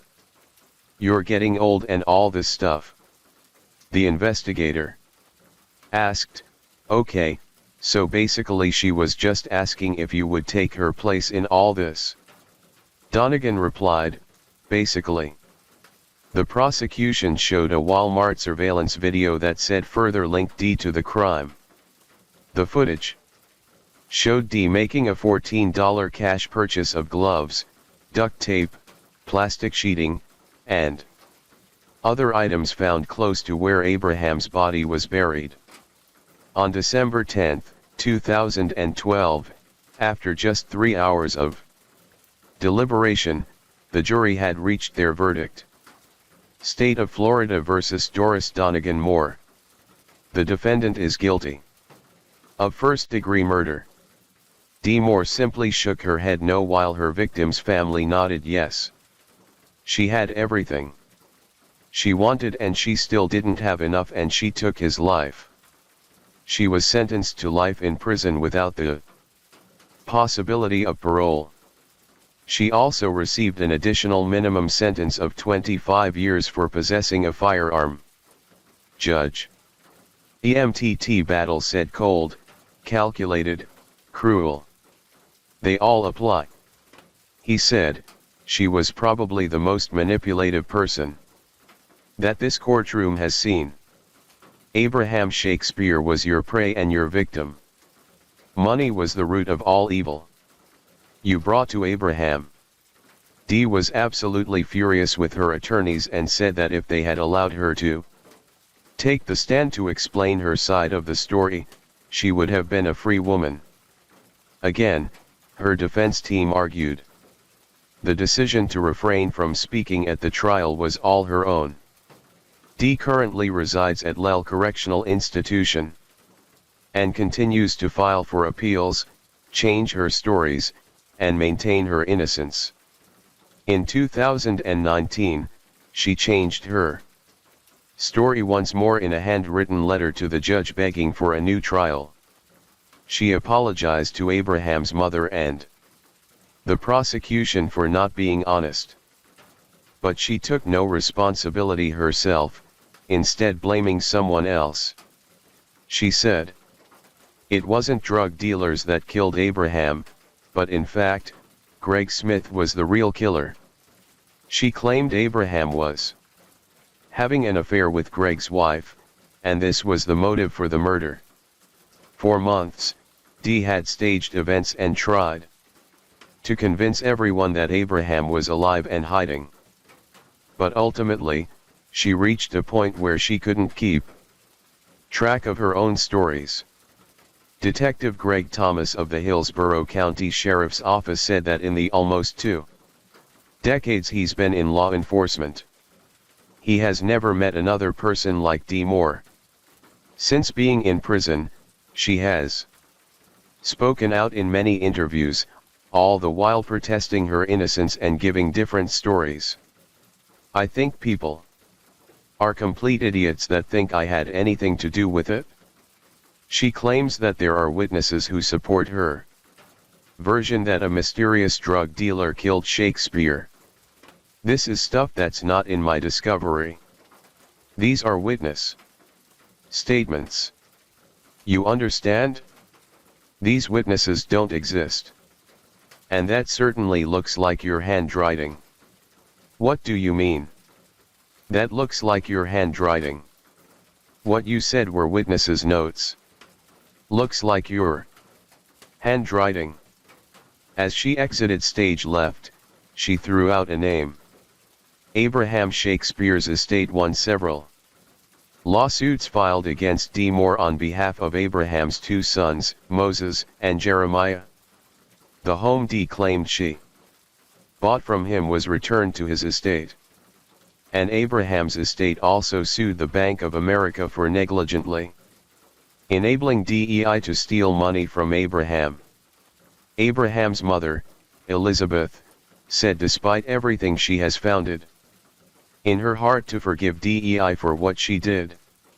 Abraham Shakespeare was a generous and giving man. He wanted for nothing and gave almost every penny he had away. He helped the community he lived in, those he loved and those he didn't even know. He met an awful end at the hands of someone he trusted and someone he believed was helping him, but his kind-hearted and generous spirit will never be forgotten. Story 4. I've always known that he was the one who did it. And that's one reason why I've been at every motions trial hearing. Every time he's in court, I want my face there because I want him to see me. Because I want him to know that I know. 20-year-old Morgan Dana Harrington was born in Charlottesville, Virginia. Bright and intelligent, loving art and music, she had dreams of becoming a teacher. She completed high school early at the top of her class and was given early admission into Virginia Tech to major in education. Morgan was described as a homeward, and although she was now a university, she made sure to see her family once a week and talk to her parents every day on the phone. On October 17, 2009, 20-year-old Morgan and 3 of her friends drove to the John Paul Jones Arena at the University of Virginia to watch one of her favorite bands in concert, Metallica. Morgan couldn't wait for the concert, having had the tickets pinned to her refrigerator for the last 6 months. One of her friends drove the group there in Morgan's car, and during the warm-up act, Morgan told her friend she was going to the bathroom. 20 minutes later, and with Metallica about to start, her friends called her at 8:48 p.m. to see where she was. Morgan said she had been locked out of the arena due to its no re-entry policy. It remains unknown how or why Morgan ended up outside of the arena, but she told her friends that she would find her own way home, and they didn't need to worry. Morgan had no cash on her, having left it all with her friends, and her car keys were also with the group inside. Just after 9 p.m., she was spotted in the University Hall West parking lot and then again in the Lanigan Track parking lot.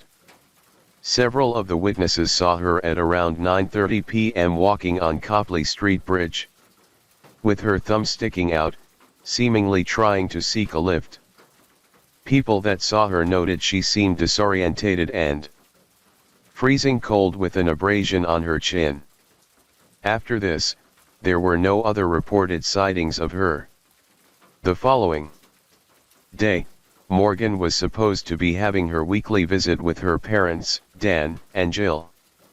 Dan was going to be helping her revise for an upcoming maths exam, but Morgan didn't show up and wasn't responding to messages or calls.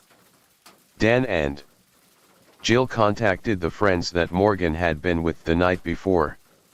To their horror and anguish, they discovered they had been separated, and none of them knew where she was. Earlier that morning, at around 7 a.m., a big discovery had been made by a lacrosse player.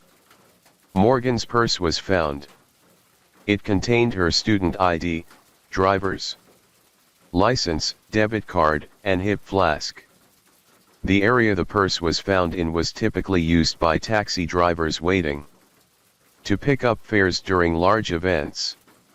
Soon after this, her cell phone, with the battery removed, was also discovered. A short walk away, Morgan's friends from the concert started receiving some backlash for what had happened that night. But Morgan's parents spoke out. Dan said, "They are not to blame. Everyone wants to make them out to be the bad guy, but they are not the bad guy. I wish they had, but I don't know that it would have changed anything. She's not a 7-year-old. They wouldn't have put out an Amber Alert." Morgan's mother, Jill, added, "This is not about let's find who's to blame. Let's find her." Searches were conducted by over 1,600 people, and the community was desperate to help find Morgan. 3 weeks after Morgan was last seen on the bridge, a student was returning from class when he found a bloodied t-shirt. It had been discarded in some bushes at the front of his apartment. The apartment was a short walk away from the arena, and the student, knowing that Morgan was missing, reported this finding to the police. Jill and Dan Harrington are sleepless as they search for their daughter, Morgan.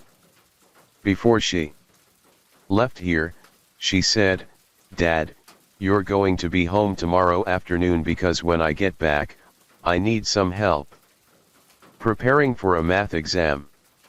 I have had many goodbyes. I don't take goodbyes lightly. I always walk her to the car. And she gets in the car, and as she's pulling out, she's always flashing those fingers at me 2-for-1. In fact, that was the last thing she said. It was the last thing she said to me when she left, because that's just our little, your little code. I love you too much forever and once more than forever." The fears of everyone were realized on January 26, 2010. A farmer was passing through his 700 acres of land when he saw some remains that he assumed were those of an animal. As he drew closer, he realized what it was. There was a human skull on the ground. There were no clothes, shoes, or jewelry near the remains, and the farmer stated he felt in his gut that those were the bones of the missing 20-year-old. He said, I looked down and saw what looked like a human skull, and my first thought was that it was Morgan Harrington. The farm was around 10 miles away from the arena and was over a mile away from a main road. With no public access point, the farmer's gut instinct was tragically proven right when it was officially confirmed that after 3 months of searching, they had found the remains of Morgan Harrington. Morgan's father, Dan, would find out about the discovery via a reporter that had phoned him asking for a statement. Due to decomposition, an exact time and cause of death were unable to be determined. The autopsy listed her cause of death as homicidal violence of undetermined origin. Her bones were shattered and her parents said they believed she had suffered immensely in her last moments. She endured a fracture on her upper left arm, 2 rib fractures, and a skull fracture. Morgan's mother, Jill, also confirmed that her daughter had been raped. A few months later, the shirt that was found outside of the apartment block was confirmed to be the shirt that Morgan had been wearing on the night she had last been seen. It wasn't long before the police announced they had made a big break in the case. DNA evidence had been recovered from her shirt and it matched a cold case from 2005. 5 years before Morgan was murdered, a lady identified only as RG had reported to police that she had been horrifically beaten and sexually assaulted. RG was 26 at the time and living in Fairfax. On September 24, 2005, she was walking back from a local grocery store at around 8:30 p.m. When she reached the stairs of her home, someone grabbed her from behind and carried her to a patch of grass at the end of her neighborhood. Her head was then slammed off the ground and she was punched in the face. The attacker then started to choke and sexually assault her. She cried out for help, but her attacker told her that he would kill her if she screamed again. He said she needed to let him do what he wanted and then he would let her go. At some point, she lost consciousness and when she regained it, she saw a car's headlights. The attacker ran away, leaving RG on the ground. The man that got out of the car ran to help RG and then attempted to find the attacker, but to no avail. After the assault, she completed a rape test kit. RG also had DNA under her fingernails, but this did not match anyone in their database. Terrified and fearing for her life, RG returned to her home country of India and sadly the case went cold. RG said of the attack, "You're thinking this is a bad dream and this is not happening to you. I was black and blue. My nose was bleeding. I had trouble walking. Everything was hurting." Over the coming year, RG said, she spent days unable to get out of bed. You're suffering, so you don't want to get up. You find yourself in this vicious cycle of self-hatred. Following the link between the DNA found on Morgan's t-shirt and under RG's fingernails, police were now able to release a composite sketch of the man behind both attacks. James Hetfield of the band Metallica released a video appealing for any more information. "Hi, I'm James of Metallica. Back in 2010, our band offered $50,000 to help catch the person responsible for murdering Morgan Harrington. Since that time, authorities uncovered new evidence linking her killer to a similar assault on a woman in Virginia. If you've seen the person in this sketch or have any information about this case or any others, please contact your local police or submit your information online." Up to $150,000 was offered as a reward with the ban Metallica putting in $50,000 themselves. But it would be a further 5 years until the 2005 and 2009 cases of R.G. and Morgan Harrington were finally solved. And, tragically, another life would be taken. 18-year-old Hannah Elizabeth Graham was a British-American second-year college student studying at the University of Virginia. Born in Reading, England in 1996, she moved with her family to Virginia at the age of 5. She was a talented athlete and high-achieving student. On the night of September 12, 2014, Hannah attended 2 parties.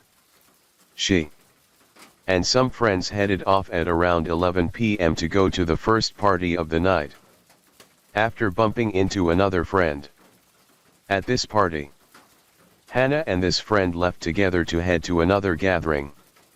However, Hannah was not at this party long before she told people she wanted to leave, saying she felt unwell. According to some sources, Hannah was very intoxicated by this point. A friend offered her a lift home, but she declined and headed off herself on foot. At around 1:20 a.m., Hannah sent a text message to a friend saying she was lost and trying to find her way to another party. But after this, no one heard from her. The next day was Saturday, and Hannah was set to meet up with some friends, but she never turned up. The following day, and with still no word from her, concern amongst her friends began to mount. They contacted Hannah's parents, who reported her missing just after 4 p.m. Links to Morgan's case were immediately made and concern within the community began to grow. And we begin with breaking news this hour from Charlottesville. Police there are heading up the search for a missing University of Virginia student. Hannah Elizabeth Graham, seen here, was last heard from on Saturday when she texted friends around 1 o'clock in the morning. She is 18 years old, 5 feet 11 inches in tall, with a slim build, blue eyes, light brown hair, and freckles. Anyone with information on the whereabouts of Hannah Graham is asked to call Crime Stoppers at 434-977-7400. Fortunately for the police, there was a lot of CCTV, and they quickly managed to piece together Hannah's last steps. During the early morning hours, at 12:45 a.m., she was seen walking alone past a pub called McGrady's. 10 minutes later, Hannah was spotted again running past a Shell gas station. At 10:06 a.m., Hannah was captured at Sal's Pizza on East Main Street. At some point, a man was spotted following behind Hannah. During the investigation, he told police he was following her because she seemed distressed and he wanted to make sure she was safe. Further analysis of the same CCTV picked up something else of interest. Hannah was now being closely followed by another man. This man was originally on the opposite side of the mall. He then crossed over and started walking behind Hannah. A witness said this man, who in their words did not look friendly, put his arm around Hannah. He then took her to the bar Tempo and bought her a drink.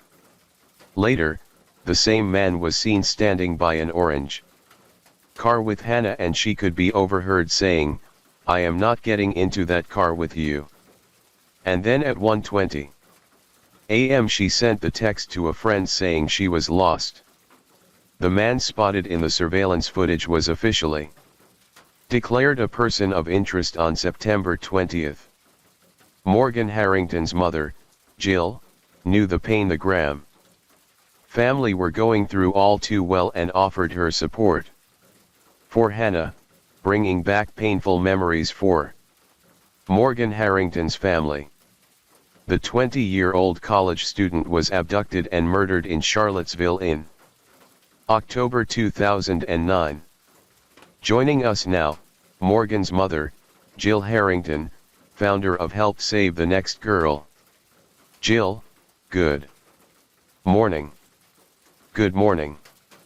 You know, you live this nightmare yourself and you've been living it for so long. You had to be heartbroken to hear that. Here we go again. It looks like, yeah, there are so many young women from our part of the country, our part of Virginia, missing and are murdered just since Morgan was killed. And it is gut-wrenching to think that another family is going through that anguish. We just are sick about it. It's unfathomable. Dan and I keep looking at each other and thinking, how did we get through it? And then we realized we're not through it. You never get through it. It never goes away. I hate to think that Hannah's family has that path ahead of them for the rest of their lives. We really are hoping the community can band together, give more information, and we can have a good resolution for the Graham family. We're praying for that.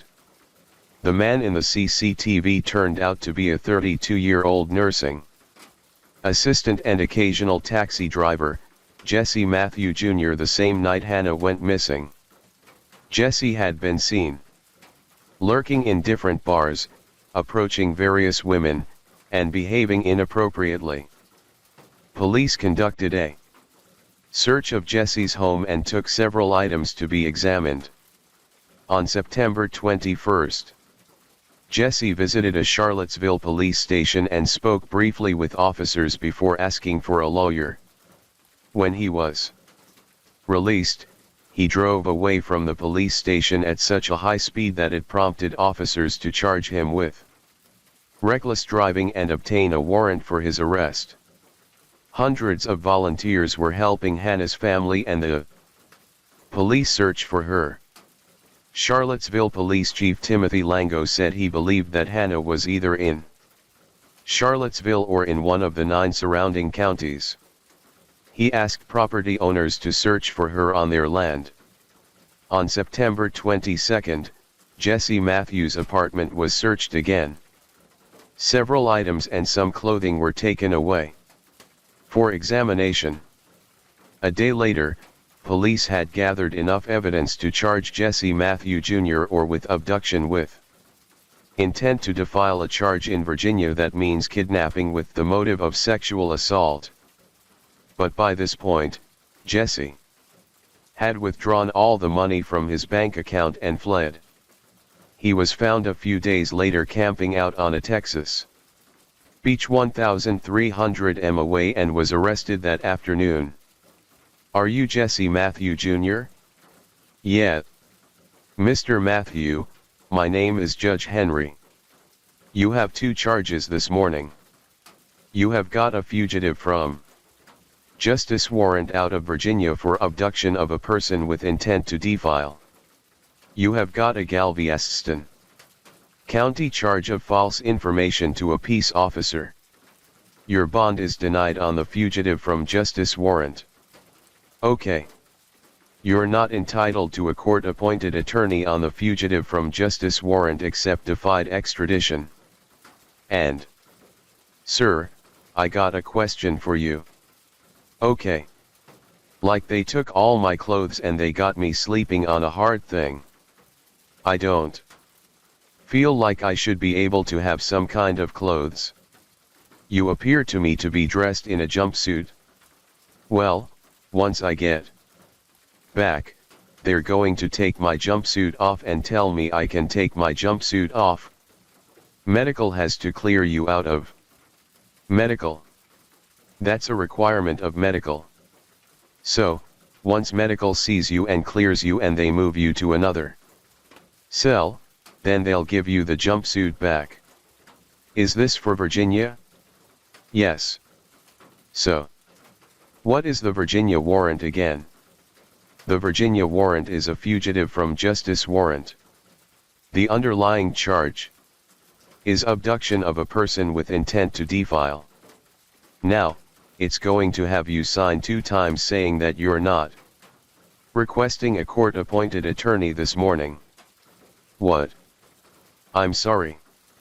If I sign it, I'm going to ask you to sign either way. Either requesting a court-appointed attorney or declining consideration for a court-appointed attorney. If you request one, the only thing that attorney can do for you is challenge the validity of the warrant and fight your extradition back to Virginia. On September 29, a forensic link was made. Evidence taken from the investigation into Morgan Harrington had been linked to Jesse Matthew.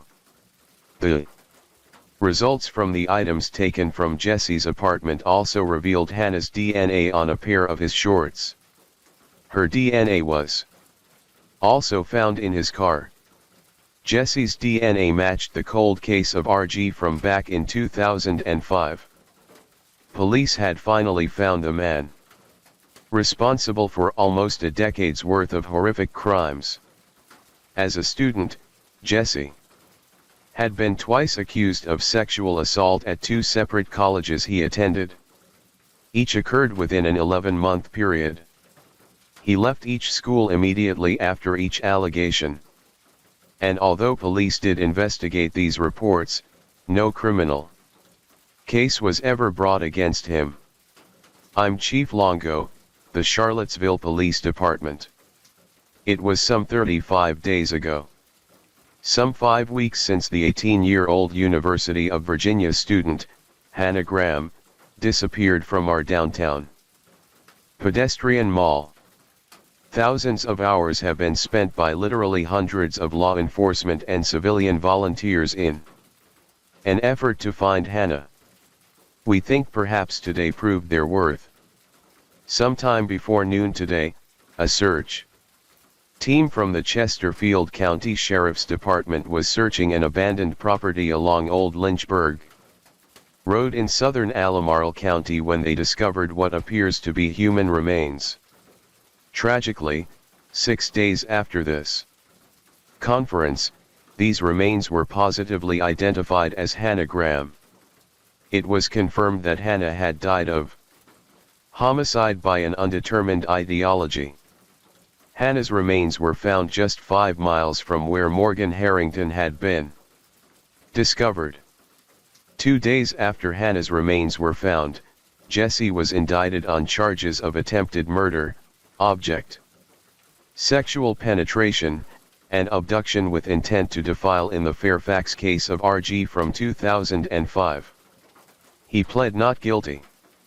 Shortly before the trial in RG's case began, Jesse was also indicted on a first-degree murder charge in Hannah Graham's case. The charge was then increased to a capital murder charge, meaning the death penalty was potentially now on the table. On June 10, 2015, Jesse entered the Alfred plea in regards to the 2005 case of RG and was subsequently convicted of all charges. An Alfred plea means that the defendant still denies any guilt, but they acknowledge that the evidence presented may be strong enough to convict them. 3 months later, Jesse was also formally charged with first-degree murder and abduction with intent to defile in the case of Morgan Harrington. Police believe that the night Morgan was abducted, Jesse may have lured her into his taxi as she was looking for a lift home. During one of the pre-trial hearings, Morgan's mother, Jill Harrington, walked over to Jesse's mother and held her hand. She said, "It was the right thing to do. I hold no animosity towards his family.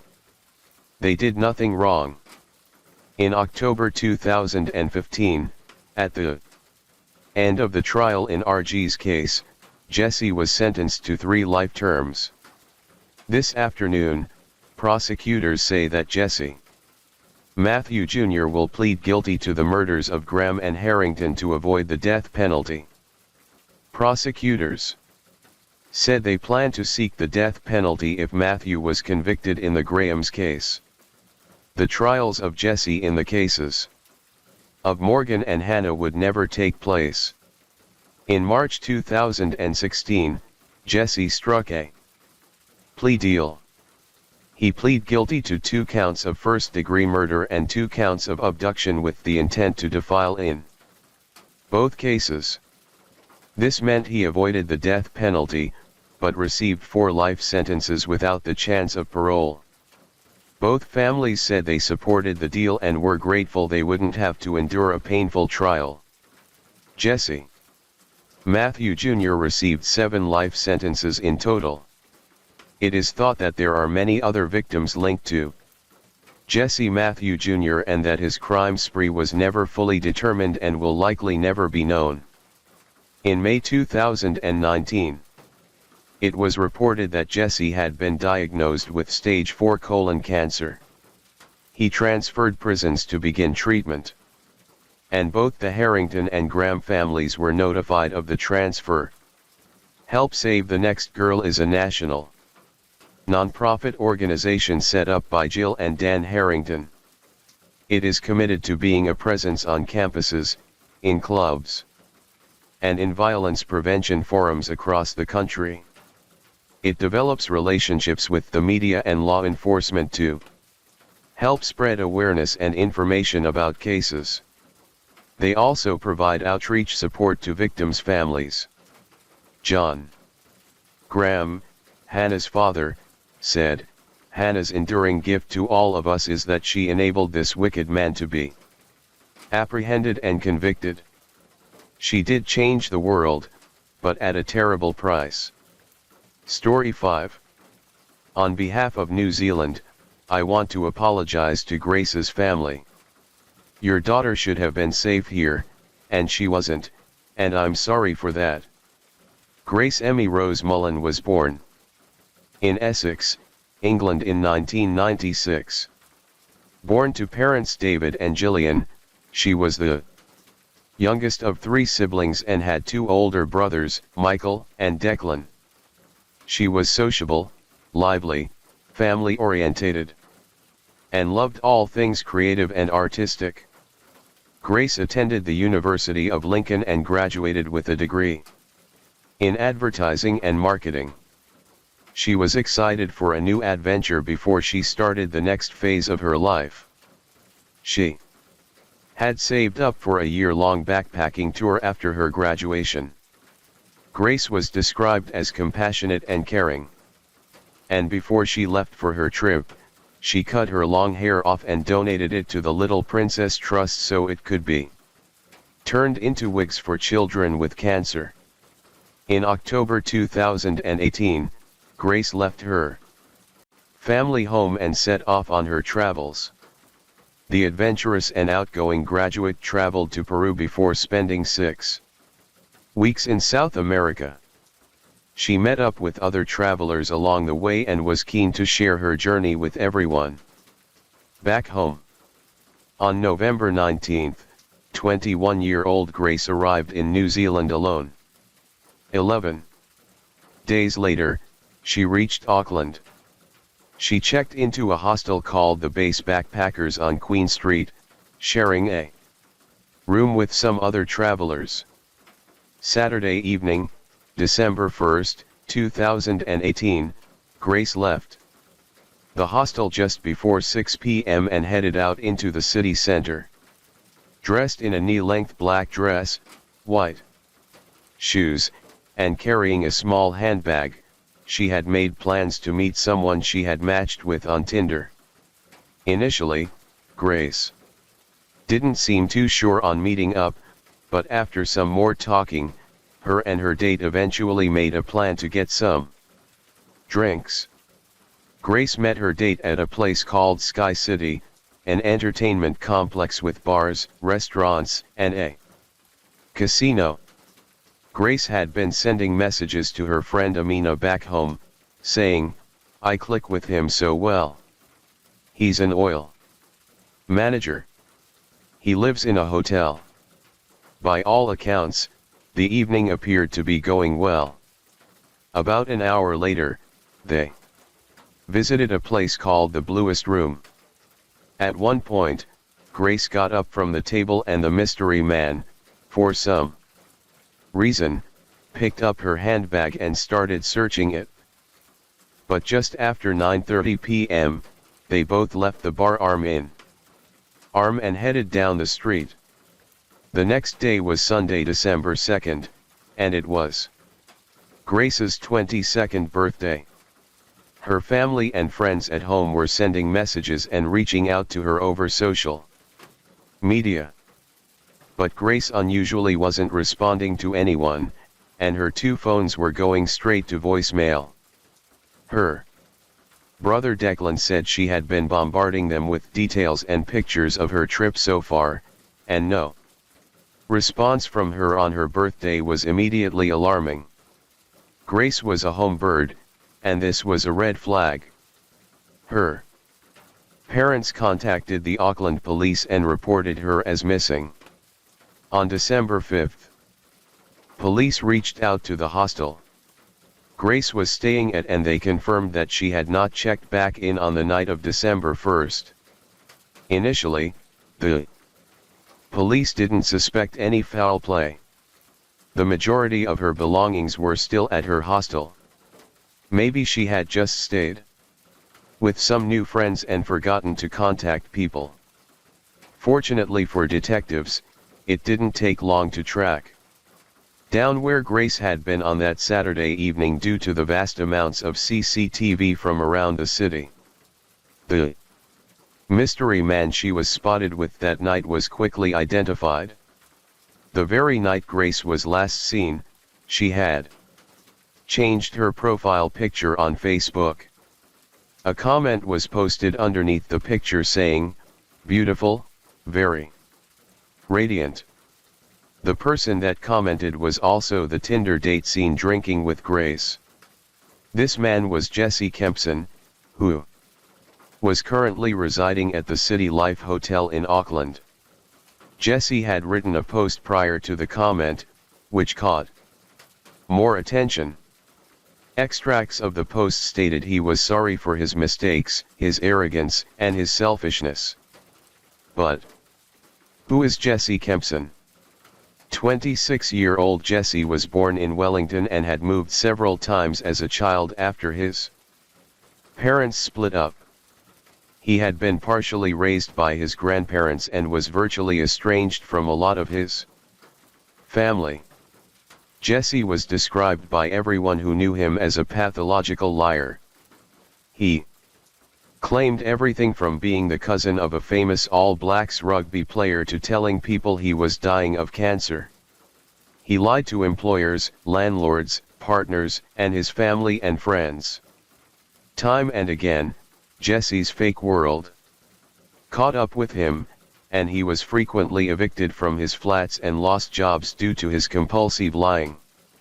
A former landlord of Jesse said he had claimed to be a professional softball player who had been signed up by New Zealand's national softball team, the Black Sox. He'd lie and say he was waiting on contract money. But after 8 weeks of excuses, the landlord contacted the Black Sox management. And again, Jesse's lies were exposed. He told his landlord at the City Life Hotel that he was a top manager for Woolworths.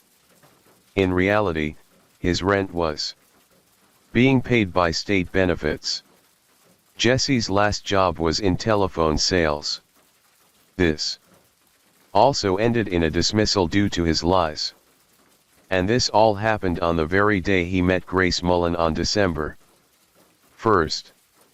Jesse was the last known person seen with Grace that night, and police knew he was the man they needed to help fill in the gaps. The same day Grace was reported missing on December 5th, Jesse was asked to come into the station to answer some routine questions. "And so, I was talking to Grace on Tinder. We'd matched on Friday. I saw that we'd matched the next day on the Saturday. And then we met at Sky City.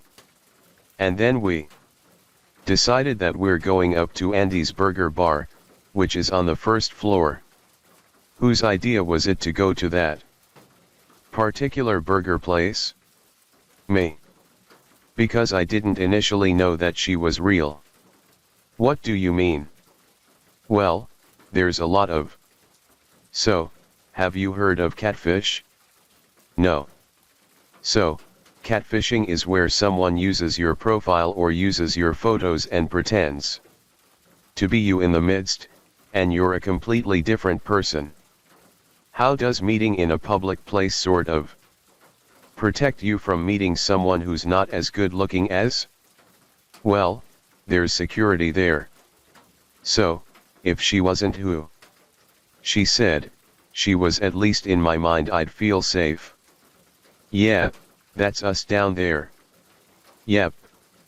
So, she's going that way and I'm going across the street. I go down Queen Street. No, I go down Victoria Street straight down to the bottom and then hang a left and I head towards the viaduct. You've kind of walked in a bit of a funny direction if you were planning to go to the viaduct. Is there a particular reason you were going to do that? I feel safer down that way and we're very, very concerned for her safety.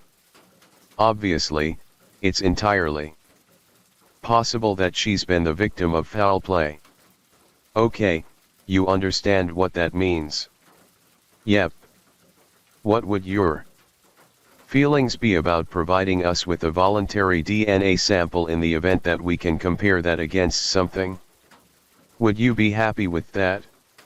Yeah, 100%. I mean, I know I haven't done anything wrong, so I'm happy to do it. Okay, at this stage, we don't know what's happened to this girl. Okay, it's possible that somebody has killed her.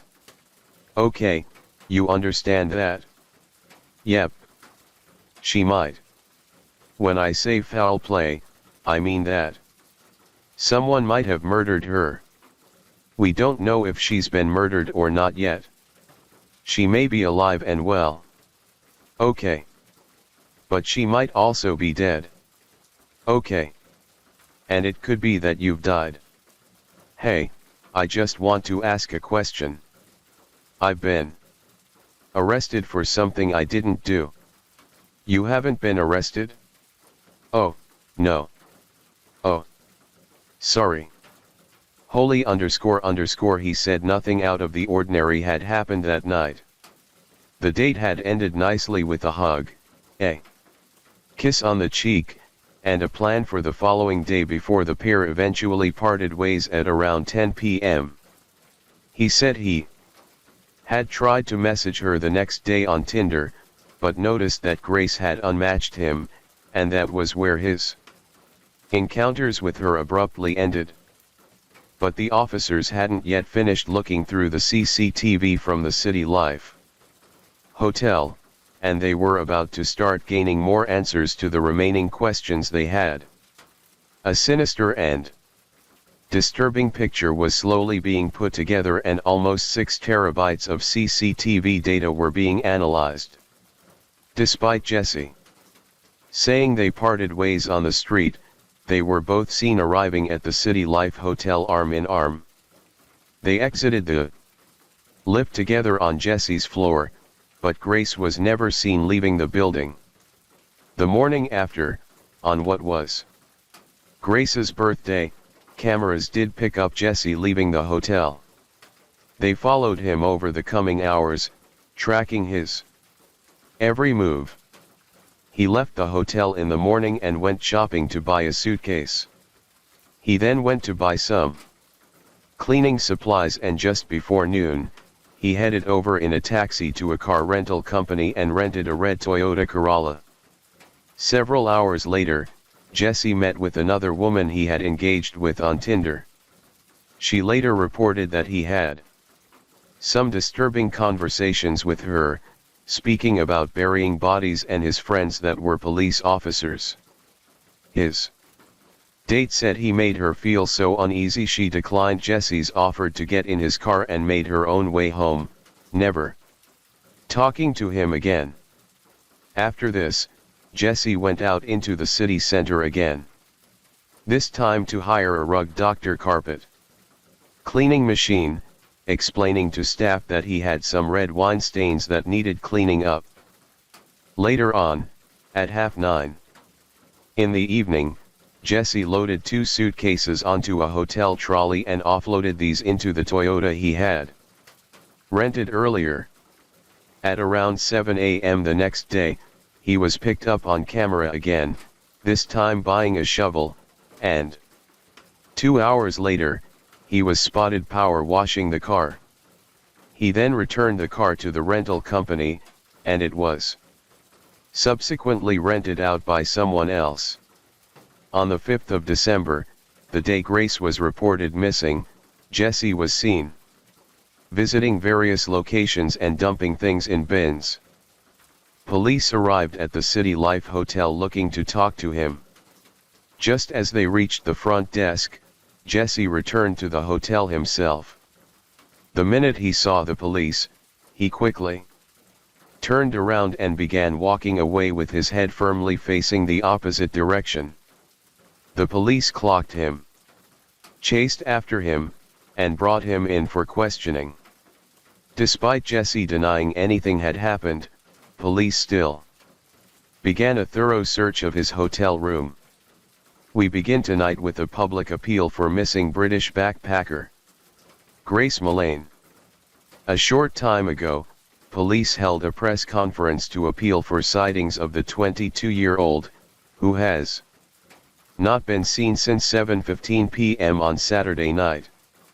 On December 7, David, Grace's father, was now in Auckland. He made an emotional plea for help. "I'm David Mullane, Grace's dad. Thank you for coming today. As you know, Grace has been missing for several days. We last had contact with her on Saturday, December 1st. And as a family, we've been extremely concerned for her welfare. Grace is a lovely, outgoing, fun-loving, family-orientated daughter. Grace has never been out of contact for this amount of time. She's usually in daily contact with either her mother and myself, her 2 brothers, members of the family on social media. She arrived here on the November 20th and has been bombarding us with numerous photographs and messages of her adventures. We're all extremely upset, and it's very difficult at this time to fully describe the range of emotions we are going through. The investigation was moving quickly, and although police didn't name him, they revealed they had spoken to Jesse and that he was a person of interest. The more time ticked by, the more fearful people became, and the police stated that they had grave concerns for Grace. On December 8th, as more and more evidence was coming to light, Jesse was eventually taken into custody and interviewed again.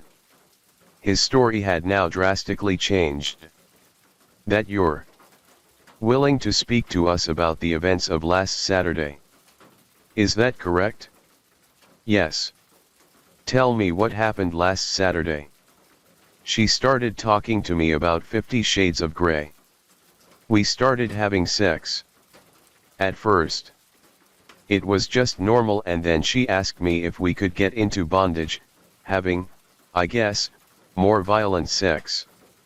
We ended up on the floor, and then she told me to hold her throat. So, I went into the shower, and then all I remember is falling asleep in the shower. I need to stop. I need to go. Jesse said that when he had awoken the next morning and realized Grace was dead, he went into shock. He panicked and put her body in a suitcase and drove out to bury her. He still denied any guilt, however. I didn't know what to do. I went downstairs and I was just, I don't know. I was all over the place. You've come out of the shower, the light's been on in the shower, you've put a towel around you, you've turned the light off, and then you've returned to your bed and you've gone to sleep in your bed. And at that point, when you exit the shower, you don't look around, but your assumption from the silence. I thought that she'd gone. I thought she had left. We're going to head out of here very, very soon, and you're going to take us to where you buried her. She will likely be exhumed tomorrow at some point. And after that, a pathologist, a specialist doctor, will perform a post-mortem. They're very skilled at establishing people's causes of death. Do you understand that? Did you kill Grace Mullane? Jesse Kempson? You're under arrest for the murder of Grace Mullane. The forensic search of Jesse's room added more to the already disturbing story. Despite Jesse's attempts to clean up, Grace's blood covered the floor of the hotel room. Given what Jesse had told them, it didn't take long for police to start searching an area on Scenic Drive near the Whitacre Reservoir. Shortly after 4 p.m. that day, officers found a body around 10 yards from the road.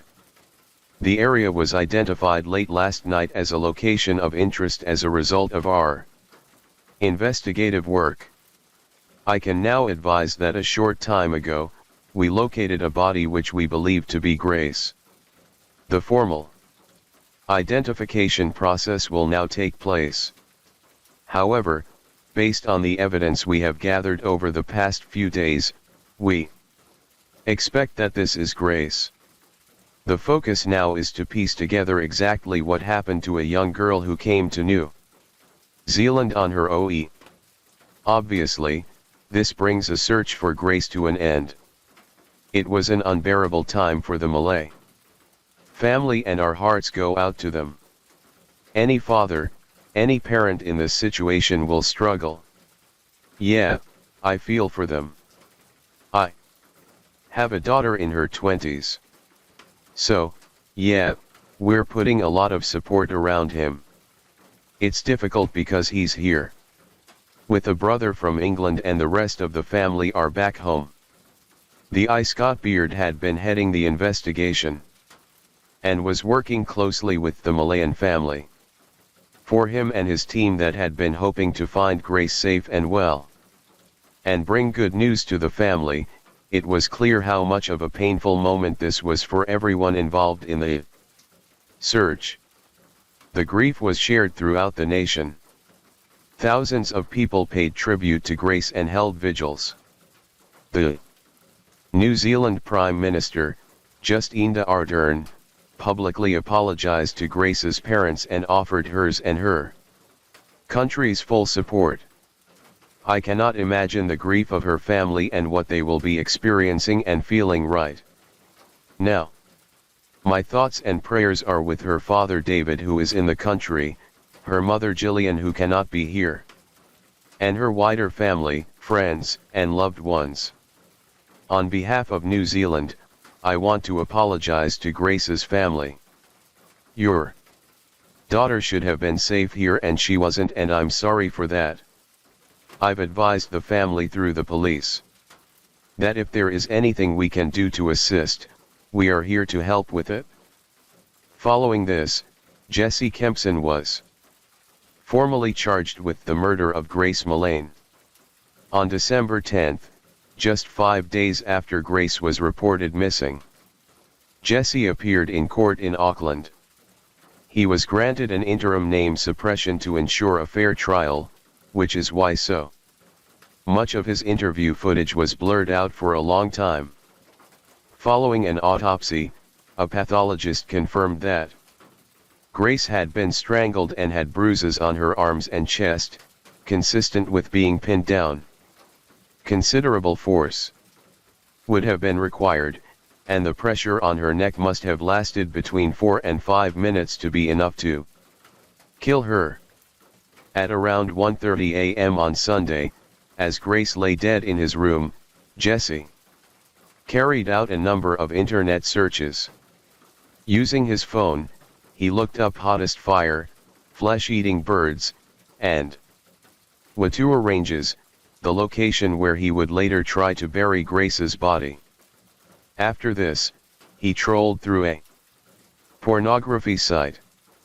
He then took several intimate photos of Grace's dead body.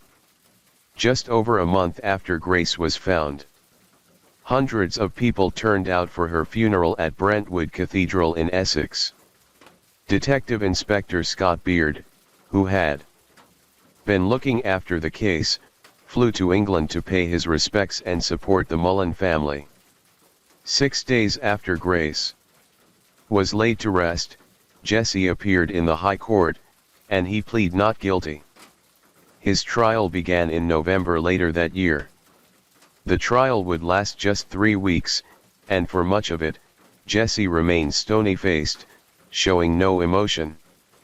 He occasionally glanced down at court papers or held his head in his hands. Jesse's defense team argued that, although tragic, Grace's death was caused by nothing more than consensual rough sex that had gone horribly wrong. They claimed that Grace had engaged in sexual encounters like this before meeting Jesse.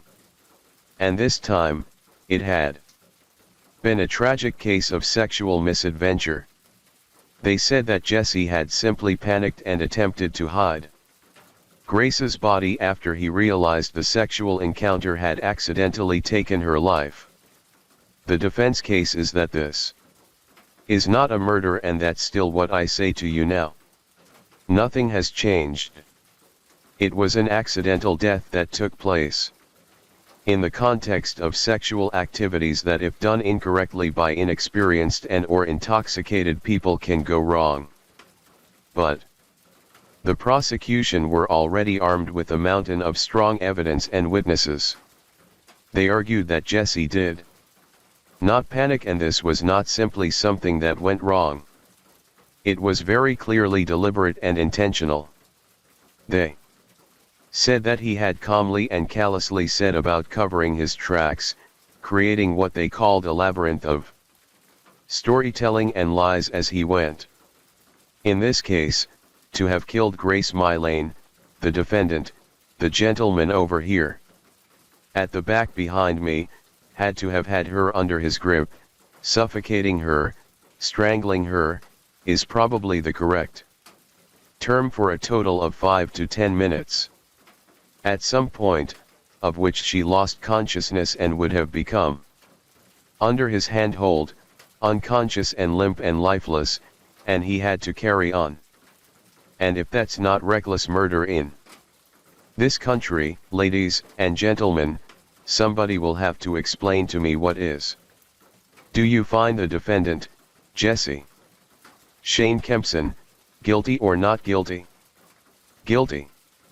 Despite his protests of innocence, on the 22nd of December, 2019, after just 5 hours of deliberations, Jesse Kempson was found guilty of the murder of Grace Millane. Jesse was sentenced to life in prison with a minimum non-parole period of 17 years. You are a large and powerful man. She was diminutive. In those circumstances, Ms. Millane was particularly vulnerable. You are in a position of total physical dominance. On a daily basis, I torment myself over what you did to my Grace. The terror and pain she must have experienced at your hands. As a mother, I would have done anything to change places with her. I'd sit full of guilt knowing I couldn't help her, but I should have been there. She died terrified and alone in a room with you. The verdict of murder today will be welcomed by every member of the Millane family and friends of Grace. It will not reduce the pain, the suffering that we've had to endure over the past year. Grace was taken away from us in the most brutal fashion a year ago, and our lives have been and family have been ripped apart. This will be with us for the rest of our lives. We would like to thank several people, Auckland Police Force being professional, diligent, and thorough all through this investigation. Last but not least, we would love to thank the people of New Zealand. They've opened their hearts to Grace and her family. I cannot express our gratitude enough for all the offers and gifts of kindness that we have received over the last year. I've always thought that if it wasn't Grace, it was going to be someone. Now, I'm not a psychologist, so I can't talk about psychological profile, but what we do know is he's a liar. You know, a number of times we've proved he lied to the police. He lied to others. The case prompted many people to express their anger at how Grace's life had been presented during the trial and how her death had been explained away by her killer. Many feeling it was shameful and grotesque victim blaming rather than placing the blame on the murderer himself. Jesse's family branded him a pathetic fantasist. His stepbrother said he lied over pointless things all the time and continued to lie until the point where he's got no out. And then he breaks down, cries, and runs away. After he was found guilty of murdering Grace in the highly publicized trial, Jesse faced a further 2 trials the following year. These were judge-alone trials, and no jury was present. 2 women had gone to the police when they had seen the blurred images of Jesse after he was arrested for Grace's murder. They knew instantly it was him, and they both had horrific stories to tell the officers about Jesse. In the first of these 2 trials in October 2020, an ex-partner spoke of the physical, sexual, emotional, and financial abuse she had suffered while with him. Jesse would hold knives to her throat, choke her, force her to perform sex acts, and drain her account of $10,000. Jesse was found guilty of 8 charges and jailed for 7.5 years. In November 2020, he was put on trial again, this time for raping a young British tourist he had met on Tinder 8 months before he had murdered Grace Mullen. He forced himself on her and said, "If you don't do this, I will kill you and I will kill your family, and you know I will." He was then found guilty and given another 3.5 years in jail for this crime. This brought the total to an additional 11 years, which will run concurrently alongside the sentence he received for the murder of Grace. When Justice Jeffrey Venning found him guilty of rape, it prompted an aggressive outburst from Jesse. "You're so full of s********. You have no reason to convict me. You're full of s*******. Tragically, in November 2020, Grace's dad, David Mullen, passed away after a battle with cancer. In December 2020, the name suppression concealing Jesse's identity finally lapsed when the Supreme Court denied his last-ditch appeal against his sentence in Grace's murder. It is alleged that Jesse is working on appeals in both of the sentences for the 2020 trials as well. To honor Grace's memory, her family and friends raised a record amount of money for the White Ribbon Campaign. The White Ribbon Campaign is a charity looking to end male violence against women by engaging with men and boys to make a stand against violence and challenge behaviors. Grace's family and friends raised over £11,000 in her name.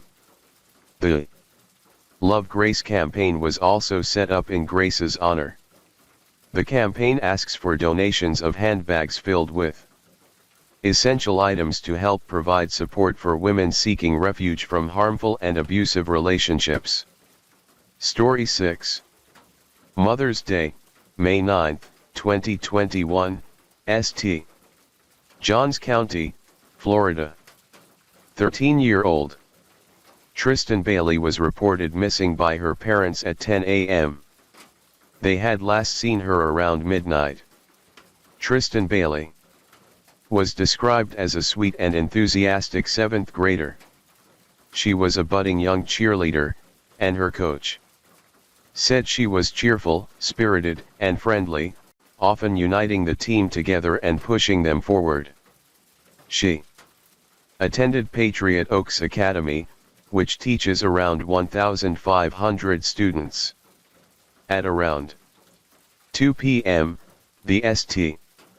Johns County Sheriff's Office made an official announcement that they were looking for the missing Tristan. And just several hours later, a Florida missing child alert was issued. This alert is issued when a child is missing and believed to be in life-threatening danger, but with no indication that the child has been abducted. Police were issued via various media outlets and the community, and police began an extensive search to find her. Tragically, after just 16 hours of searching, the body of Tristan Bailey was found by a resident that had been out looking for her that day. After this press conference, during this press conference, I asked you to give respect to this community and give respect to the family. This morning, at approximately 10 o'clock this morning, the St. Johns County was notified by the family of Tristan Bailey that she was reported missing this morning at 10 o'clock this morning. A 13-year-old white female. They gave a clothing description. The family last saw her last night at approximately midnight. And at that time, the St. Johns County Sheriff's Office and this community went to work this morning. This was an exhausting search by the neighborhood by the St. Johns County Sheriff's Office.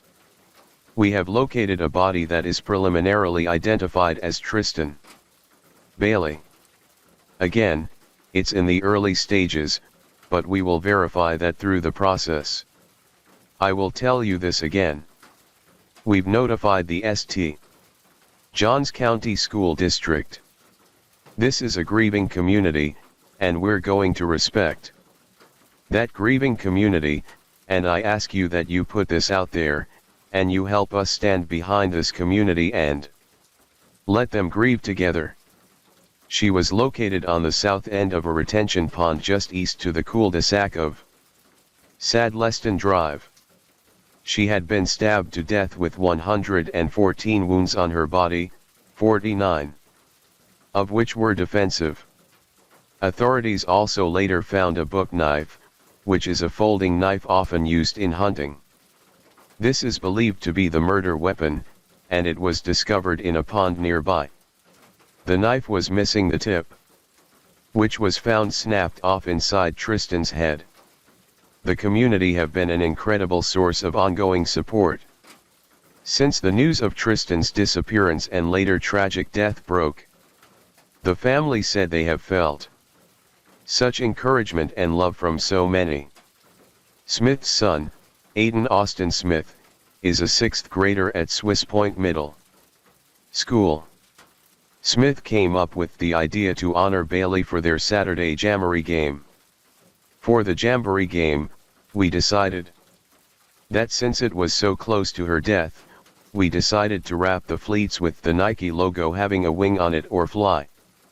Hi Tristan. And then we put her initials right here or Tristan Bailey. Many people in the community turned over home CCTV footage to the police in a bid to help. And some of this footage had in fact picked Tristan up early that morning. In the early hours of Sunday morning, Tristan was spotted at 1:15 a.m. at the North Amenity Center in Durban Crossing. And half an hour later, she was seen again on Sadleston Drive, just over a mile away. On both pieces of footage, she was seen walking with someone. At this point, the case was now moving rapidly. And on May 10th, just before noon, it was announced that the police had made an arrest and actually called 911, called the sheriff's office. We went out there and actually processed the body, recovered the body. Since then, we actually have arrested a suspect by the name of Aiden Fucci, 14-year-old. He's currently in custody with the Department of Juvenile Justice, charged with second-degree murder. 14-year-old Aiden Fucci was also a student of Patriot Oaks Academy, and he had grown up in the same neighborhood as Tristan. The teen was then charged with second-degree murder. According to the arrest report, a neighbor's CCTV cameras showed the pair walking together along Sadleston Drive at 1:45 a.m. The drive is surrounded by a wooded area, and as you reach the end of the drive, there is a dead end which leads directly into the wooded area. This location is very close to where Tristan's body was found. The report says one subject was wearing what appeared to be shorts, a light-colored hooded sweatshirt, and white shoes with a black Nike logo. This description matches Aiden Fucci. The second subject, known to be Tristan, was wearing black pants and a black shirt, although it was initially reported that she had been wearing her cheerleading outfit. The arrest report said that the person matching Aiden's description was then seen walking away from the wooded area at around 3:27 a.m. heading back down Sadleston Drive. He was carrying a pair of white shoes, which we now know to be his, in his hand. He later said he took them off because his feet were hurting when he was spotted walking back down Sadleston Drive. This was almost 2 hours after he had been seen with Tristan on the same road. Following this sighting, police went to Aiden's house to question him on May 9, just a day before he was arrested. His house is located approximately 0.3 miles from the location Tristan's body was found in. Police put him in the back of the car, and while he was in the back, he posted a disturbing picture to Snapchat. He captioned the photo, "A search warrant for Aiden's house led to the finding of multiple items of evidentiary value. A forensics team worked around the clock examining these items to try and obtain any DNA. This process can sometimes take months, but the teams at the lab tested everything rapidly, and subsequently Tristan's DNA was found on a pair of shoes and a t-shirt that were both located in Aiden's bedroom. In my 20 years of investigating homicides, this is probably one of the most tragic and difficult cases that we have faced. I can just tell you that the man is a cold-blooded killer. And I hate to say a man, he's a child, but he committed a man's crime. And with that being said, of course, I just feel like he's being held responsible for the crime he committed. So again, we'll build that case with school records. A lot of this stuff, of course, will come through court orders, search warrants, and talking to people that know our suspect. Well, according to an affidavit, the defendant, Aiden, said he had been at a mutual friend's house that night with Tristan before leaving. They had then engaged in an argument at around 1:10 a.m. before he pushed her to the ground, where she hit her head. But the details of this alleged argument are unconfirmed, and it remains unclear as to how the pair came to be walking together down the street. On May 11, Aiden appeared via Zoom in Volusia County Regional Detention Center in front of Circuit Judge Michael Orfinger for a detention hearing. His parents, Kristen and Jason, were present, as was his lawyer, Anwar Snoba. Can I have the parties raise their right hand, please? All three of you, if you could raise your right hand, please. Do each of you solemnly swear or affirm that the testimony you're going to give in this cause is the truth, the whole truth, and nothing but the truth? So, help you God. Yes. Can you answer out loud, please? Yes. Thank you. All right. Thank you. Mr. 50. As I said, my name is Judge Orfinger. I'm going to conduct your detention hearing this morning, which is sometimes known as a first appearance. The purpose of your detention hearing is to determine whether there is probable cause for me to believe that an act of delinquency occurred and that you are the person who committed it. If I find that there is probable cause, we will then discuss the terms by which the law allows you to be either released or detained. All right. Thank you. Yes, sir. All right, Mr. 50, you're charged with second-degree murder. Murder committed with a depraved mind, but without premeditation. That is murder in the second degree, although it is a first-degree felony.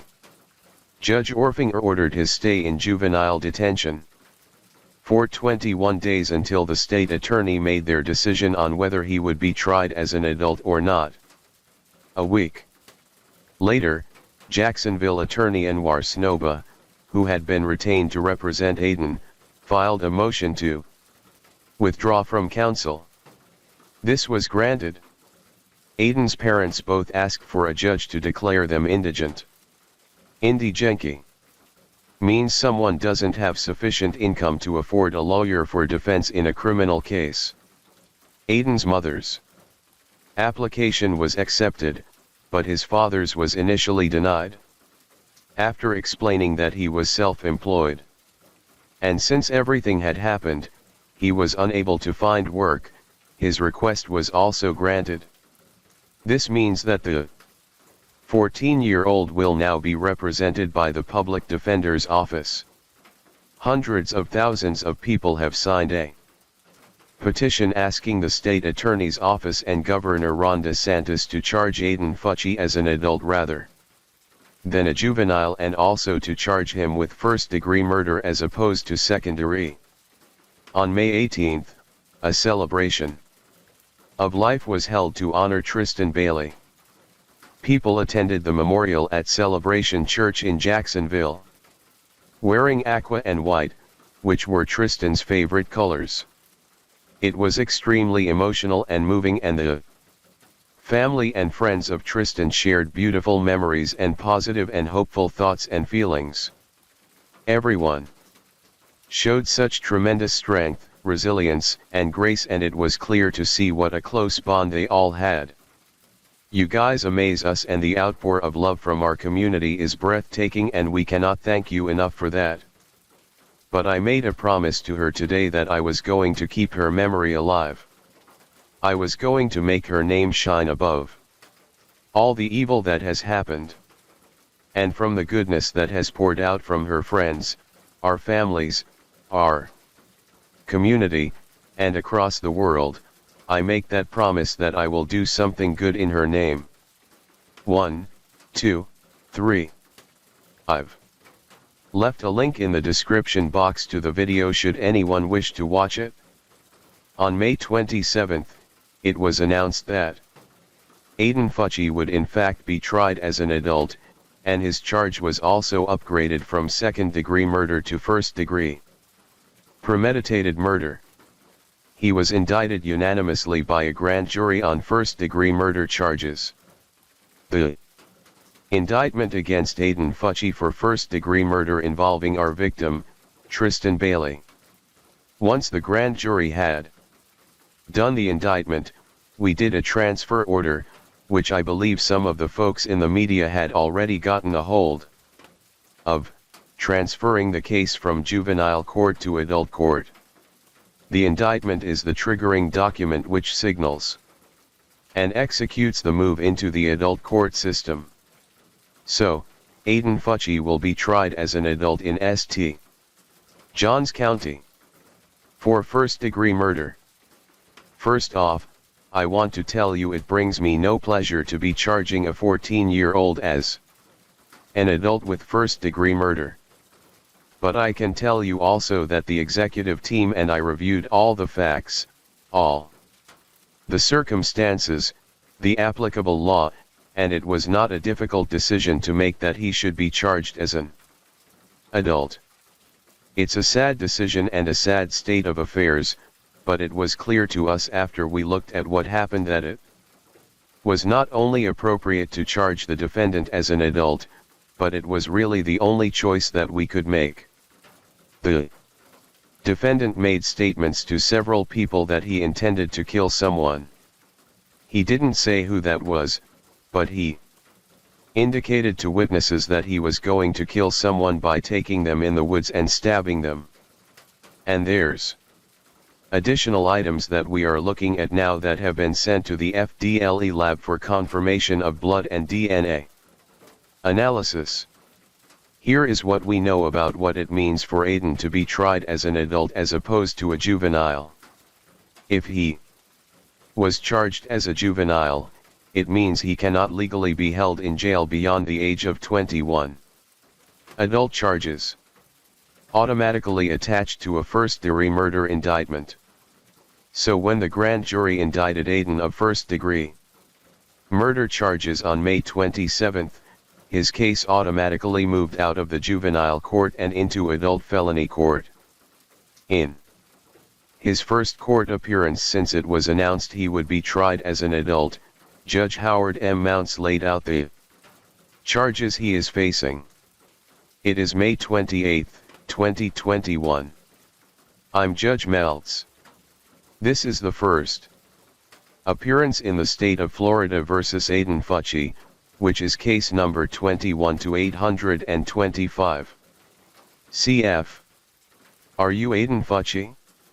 Yes, sir. Okay. Very well.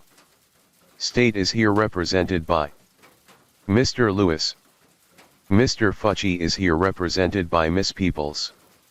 Good morning, everybody. All right. Mr. Fucci, if you'll raise your right hand for me, please. Do you solemnly swear or affirm that any testimony you give today will be the truth, the whole truth, and nothing but the truth to help God? Yes, sir. All right. So, let me tell you what you are charged with. You have been indicted by the St. Johns County Grand Jury on the charge of first-degree premeditated murder. That is a capital felony that is normally punishable by up to death or life imprisonment. In your case, because you are not yet 18 years old, death is not a possible sentence, pursuant to the Florida and United States Supreme Courts. But this charge does carry a maximum penalty of life imprisonment. Do you understand the charge against you? Yes, sir. The indictment and capus that followed said, your bond at none. Is the state still asking that he be held without bond, Mr. Lewis? That is correct, Judge. The state's request is no bond. Judge Mount said his first-degree premeditated murder charge is a capital felony that is punishable by life in prison or the death penalty. But because Aiden is under the age of 18, the death penalty is automatically off the table. In 2005, the U.S. Supreme Court found the death penalty unconstitutional for defendants who were under the age of 18 at the time of their crime. If convicted of first-degree murder, Aiden could receive a maximum sentence of life in prison.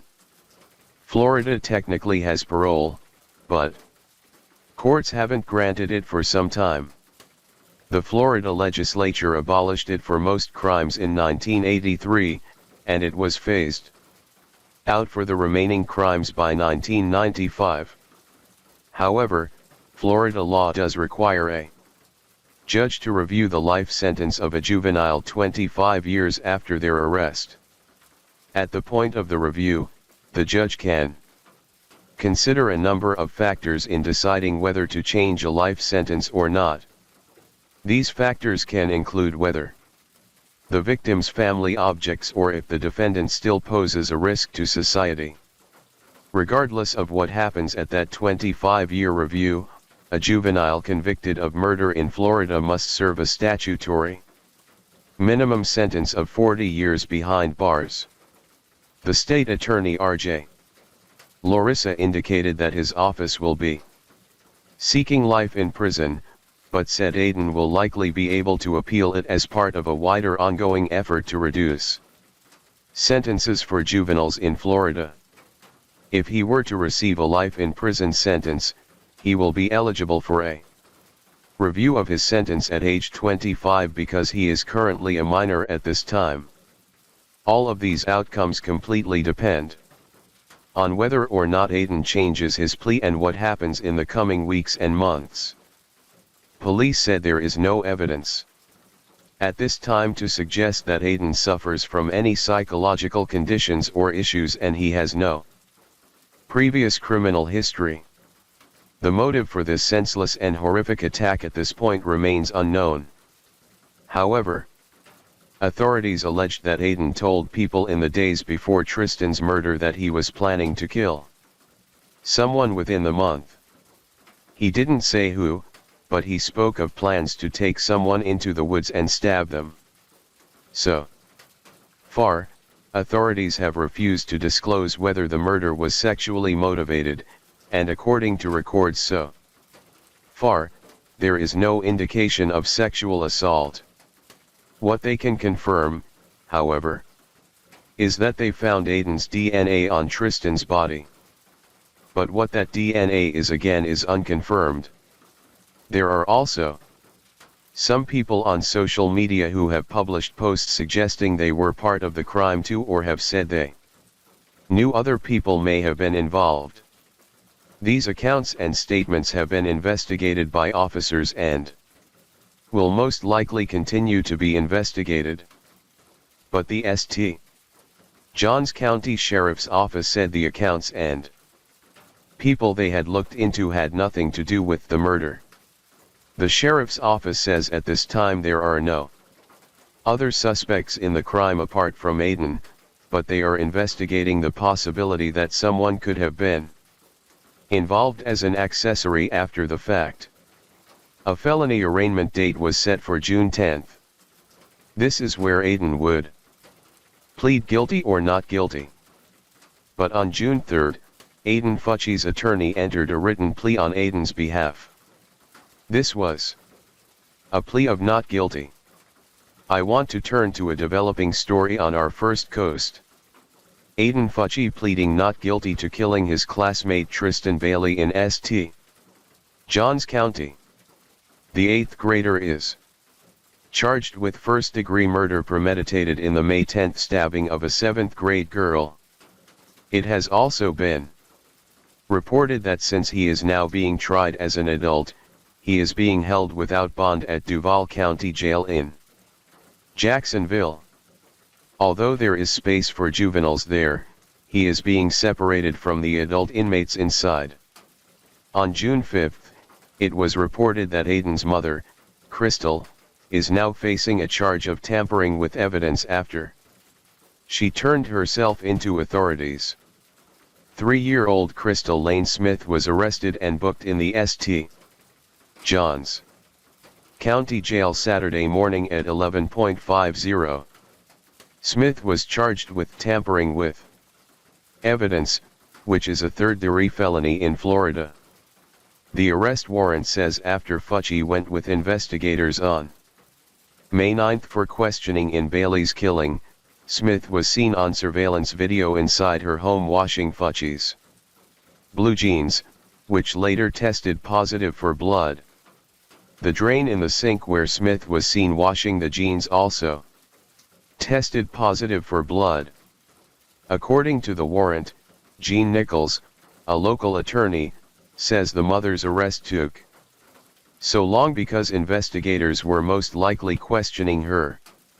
Nichols says although the mother was charged with a Third-degree felony, he doubts anything will be done until Fuchi's case is done. She will present to felony court the same way her son did in front of a judge. Nichols says he doubts the St. Johns County Sheriff's Office will give the mother prison time.